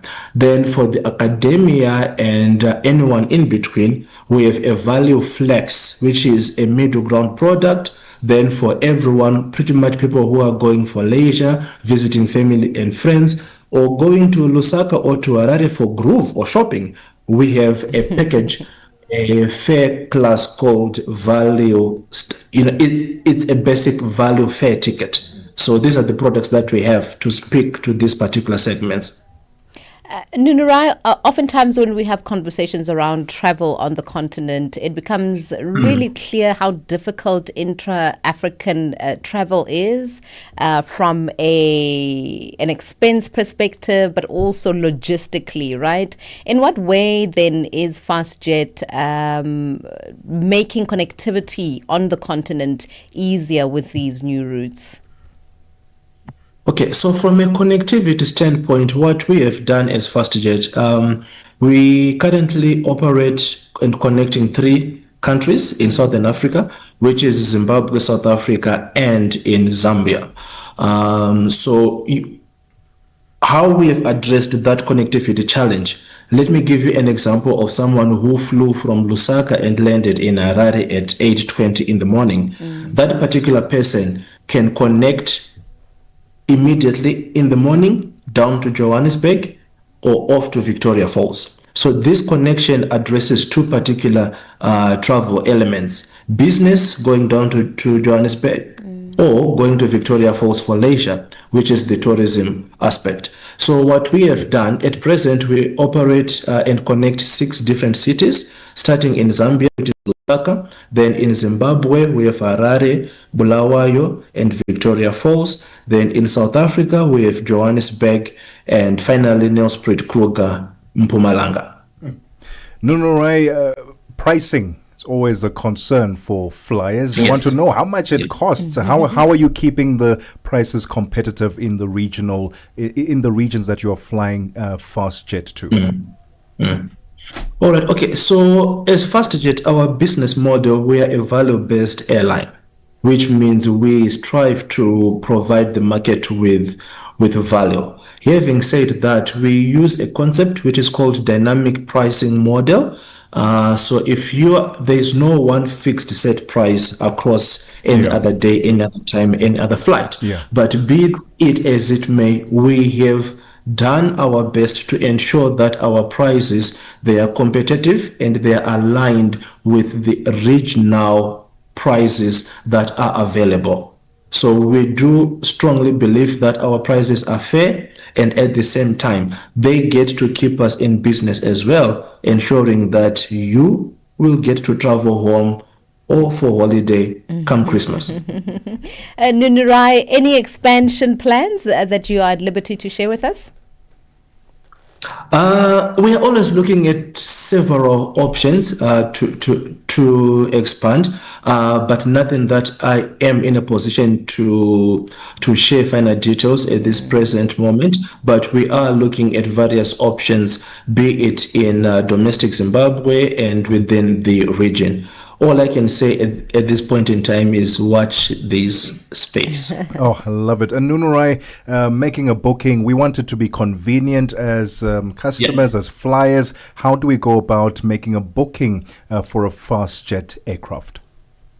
Okay, perfect. So number one, pretty much everyone currently using a smartphone. Yes. You can make a booking through the FastJet app, which is available on iOS and Android operating systems, or you can simply go on our website, www fastjet.com, and you are good to go. You then make your booking. If you are one of those individuals who prefers going through a travel agent, we are also available on several systems that are accessible through travel agents. Thank you so much for your time. We will be seeing you on the next flight, or thinking about you when we are on the next FastJet flight. Definitely. We have to do something. Just let me know which destination we are off to. Yeah. Then the FastJet flight and myself will be there to take you there. Wonderful. Music to our ears. Love it. Nombuyiselo, our producer, will be in touch with you, Nunurai. Thank you for your time. Perfect, 100%. Thank you so much, guys. You enjoy the rest of your afternoon. That Thank you for having me. Corporate Affairs Manager of FastJet, Nunurai Ndawana there, bringing us to 5 minutes before 4 Central African time. I mean, I think it's really fantastic because people do want to travel around in between the various countries on the continent. So making it easier, accessible and affordable is a win. I need to go check out the FastJet website. Download the app and see what kind of pricing they're working with, areas that they're servicing. As you did say, Mpumalanga was one of them, and obviously now in Zambia. In Zambia. And I want to maybe book a flight. I've never been to Zimbabwe. I've never been to Zambia. You'd love it. Would I love it? Yeah, I think you'd love Zimbabwe. I haven't been to Zambia myself. Well, it's not similar. Yeah. Next to each other.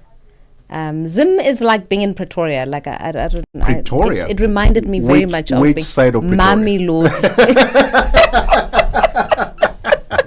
Thank you for that. And I love Mum, so it really did. And the food, the people, it just feels like home. That's what it felt like to me. Really? Yeah. Okay. It felt like home. Well, maybe I'll use the FastJet to get around, and even better if we can go as a group. Absolutely. As Nunurai has alluded to there. It's 3 minutes before 4 p.m. Central African time. It's time for us to love and leave you. We're making way for What a show. Miss Tami Ngubeni, and she's going to be telling us exactly what's happening around the continent and in business, in Africa in business. In fact, we are going back to Cape Town. We're not going to Tami Ngubeni. She did say, she did say. We are going to have Nhlanhla, who is broadcasting from Cape Town. How envious are we of Nhlanhla? Exciting is... No, say it's envious for you. Because you are a massive Cape Townian lover. All right. Should not have left me. She should not have. How's the weather in Cape Town right now? Does Cape Town experience cold winters? You've been there. Obviously you are a Cape Townian. Remember the cold fronts start there. In fact, let's find out from Nhlanhla if the weather's good. Then Nhlanhla, hi again. Upside team. Yes, you are live to me, and it is not Tami Ngubeni. It is myself, Nhlanhla Mahlangu, standing in for Tami Ngubeni, coming to you live from Cape Town. And the weather, you've just asked, it's a bit chilly, but from where I'm sitting, I can see some bit of sunshine. But throughout the day, when we arrived this morning, it was indeed a bit chilly. But we are hoping the weather will get better as the day progresses. And yes, we are coming to you live from the Africa Tech Week, the 2-day conference which got underway, and it's wrapping up shortly. From where I am sitting, in fact, people are already starting to dismantle their stands. It's been a long 2 days for most of the people that are here, but a very successful 2-day tech conference where they've been discussing the latest gadgets, the opportunities, the gaps, the challenges, and we'll be bringing you all of that in the show coming up in a few minutes from now. Upside team. Amazing. Sounds like you're having a fantastic time in Nhlanhla. celebrate on our behalf because I lost my breath there for a second because Unhlanhla is in Cape Town enjoying herself. I'm glad the weather. Okay, that sounds horrible. I'm glad it's cold because then it's not for me. I prefer it when it's hot. It makes you feel slightly better for being in Johannesburg. Slightly. Shame on you. Joelle Muteba is standing by with the latest in news. Cheers, everybody. Bye-bye. SABC News. The African Perspective. Thank you, Nombumelelo. Top stories. Asawa calls for South Africa's government to swiftly declare gender-based violence a state of disaster, and Nigeria's defense chief calls for the country's borders to be completely fenced. Good afternoon. Some gender-based violence and femicide advocacy groups in South Africa are calling on the government to swiftly declare a state of disaster following the escalating cases of GBV. They believe the situation requires a multifaceted approach from all sectors of society. This comes amid the recent murder of 30-year-old Ulurato Mongale and that of 14-year-old Likona Fose. GBVF activist Lebo Ramafuku says the country has lost the fight against crime. I think not only a national disaster, but a state of emergency. We need a state of emergency. The same way we responded to COVID because people were dying. We know what needs to be done. It's a multifaceted approach. We need it as an emergency. You need to declare this as a state of emergency. We knew how to do it during the World Cup. There were courts in the middle of the roads, courts that were open. We treated the World Soccer because there were international guests coming in better than we are treating our women who are looking after society, who are citizens. Ivory Coast opposition leader and former Credit Suisse chief Tijani Thiam has been excluded from the country's final list of presidential candidates. This renders him ineligible to contest an election in October. Mabu Boloka has the story. 62-year-old Tijani Thiam told Reuters in April he will not drop his presidential bid despite a court ruling that his name be struck from the list due to his French nationality at the time of registration. The Electoral Commission's decision risks reviving tensions in a country that emerged from more than a decade of civil war in the early 2000s. The conflict was partially fueled by disputes over nationality and electoral eligibility. The 62-year-old was elected as a leader of the PDCI, the main opposition party in the world's top cocoa-producing nation, in December 2023. Thiam has labeled his removal from the electoral roll by the Independent Electoral Commission as a sad but telling example of Ivory Coast's abandonment of democracy. Nigeria's defense chief has called for the country's borders with its four neighbors to be completely fenced to curb the entrance of armed groups and amid escalating insecurity.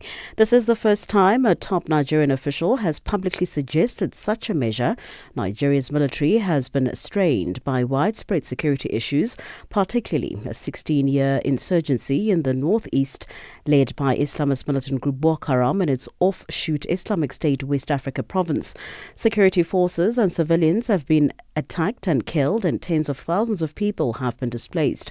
Nigeria borders Niger Republic, Cameroon, Benin and Chad, which are all grappling with escalating militant campaigns across the Sahel.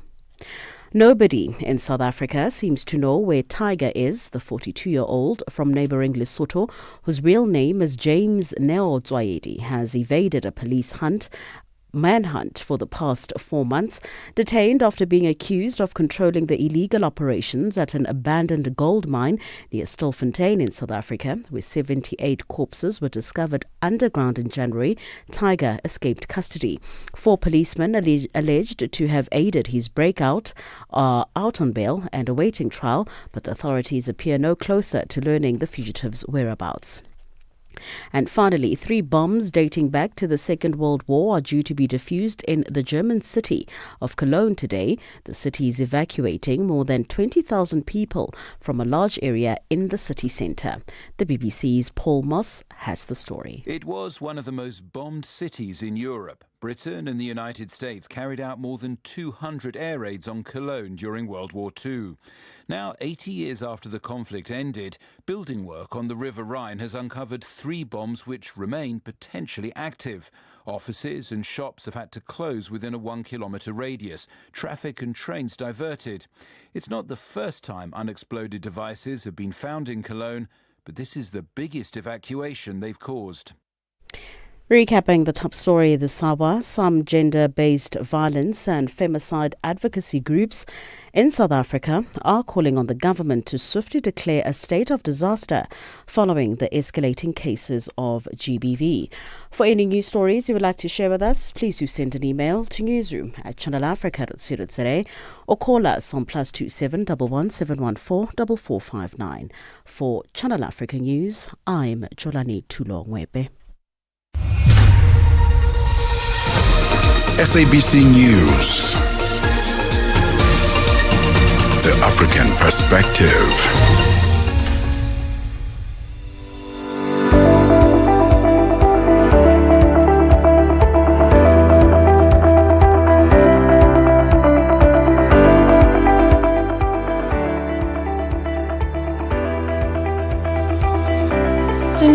Welcome to Africa in Business on Channel Africa, the African Perspective, where we meet to look at the latest in business news and sports. I'm Ntlanhla Mahlangu, standing in for Tami Ngubeni. We are broadcasting live from Cape Town in South Africa. We are on the DSTV audio bouquet, channel 802, on OpenView on channel 628, and you can live stream us on www.channelafrica.co.za, as well as on the SABC Plus app, available on the Google and Apple Play stores. Remember, you can join in the conversation by finding us on X at Channel Africa, numerical 1, Facebook at Channel Africa, Instagram, Channel Africa 1. You can also subscribe on the YouTube channel at Channel Africa 1. You can also send us your stories to newsroom at channelafrica.co.za, or alternatively, you can call us on +2711 714 4459.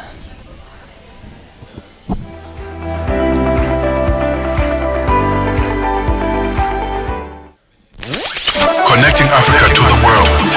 Africa in Business with Tami Ngubeni brings you the latest insights on Africa's economy. We are live to you from Cape Town at the Africa Tech Week, which got underway yesterday, and it's about to wrap up shortly. As I'm doing this live crossing from you, I can see delegates that are starting to dismantle their stands and wrapping up proceedings from this conference venue.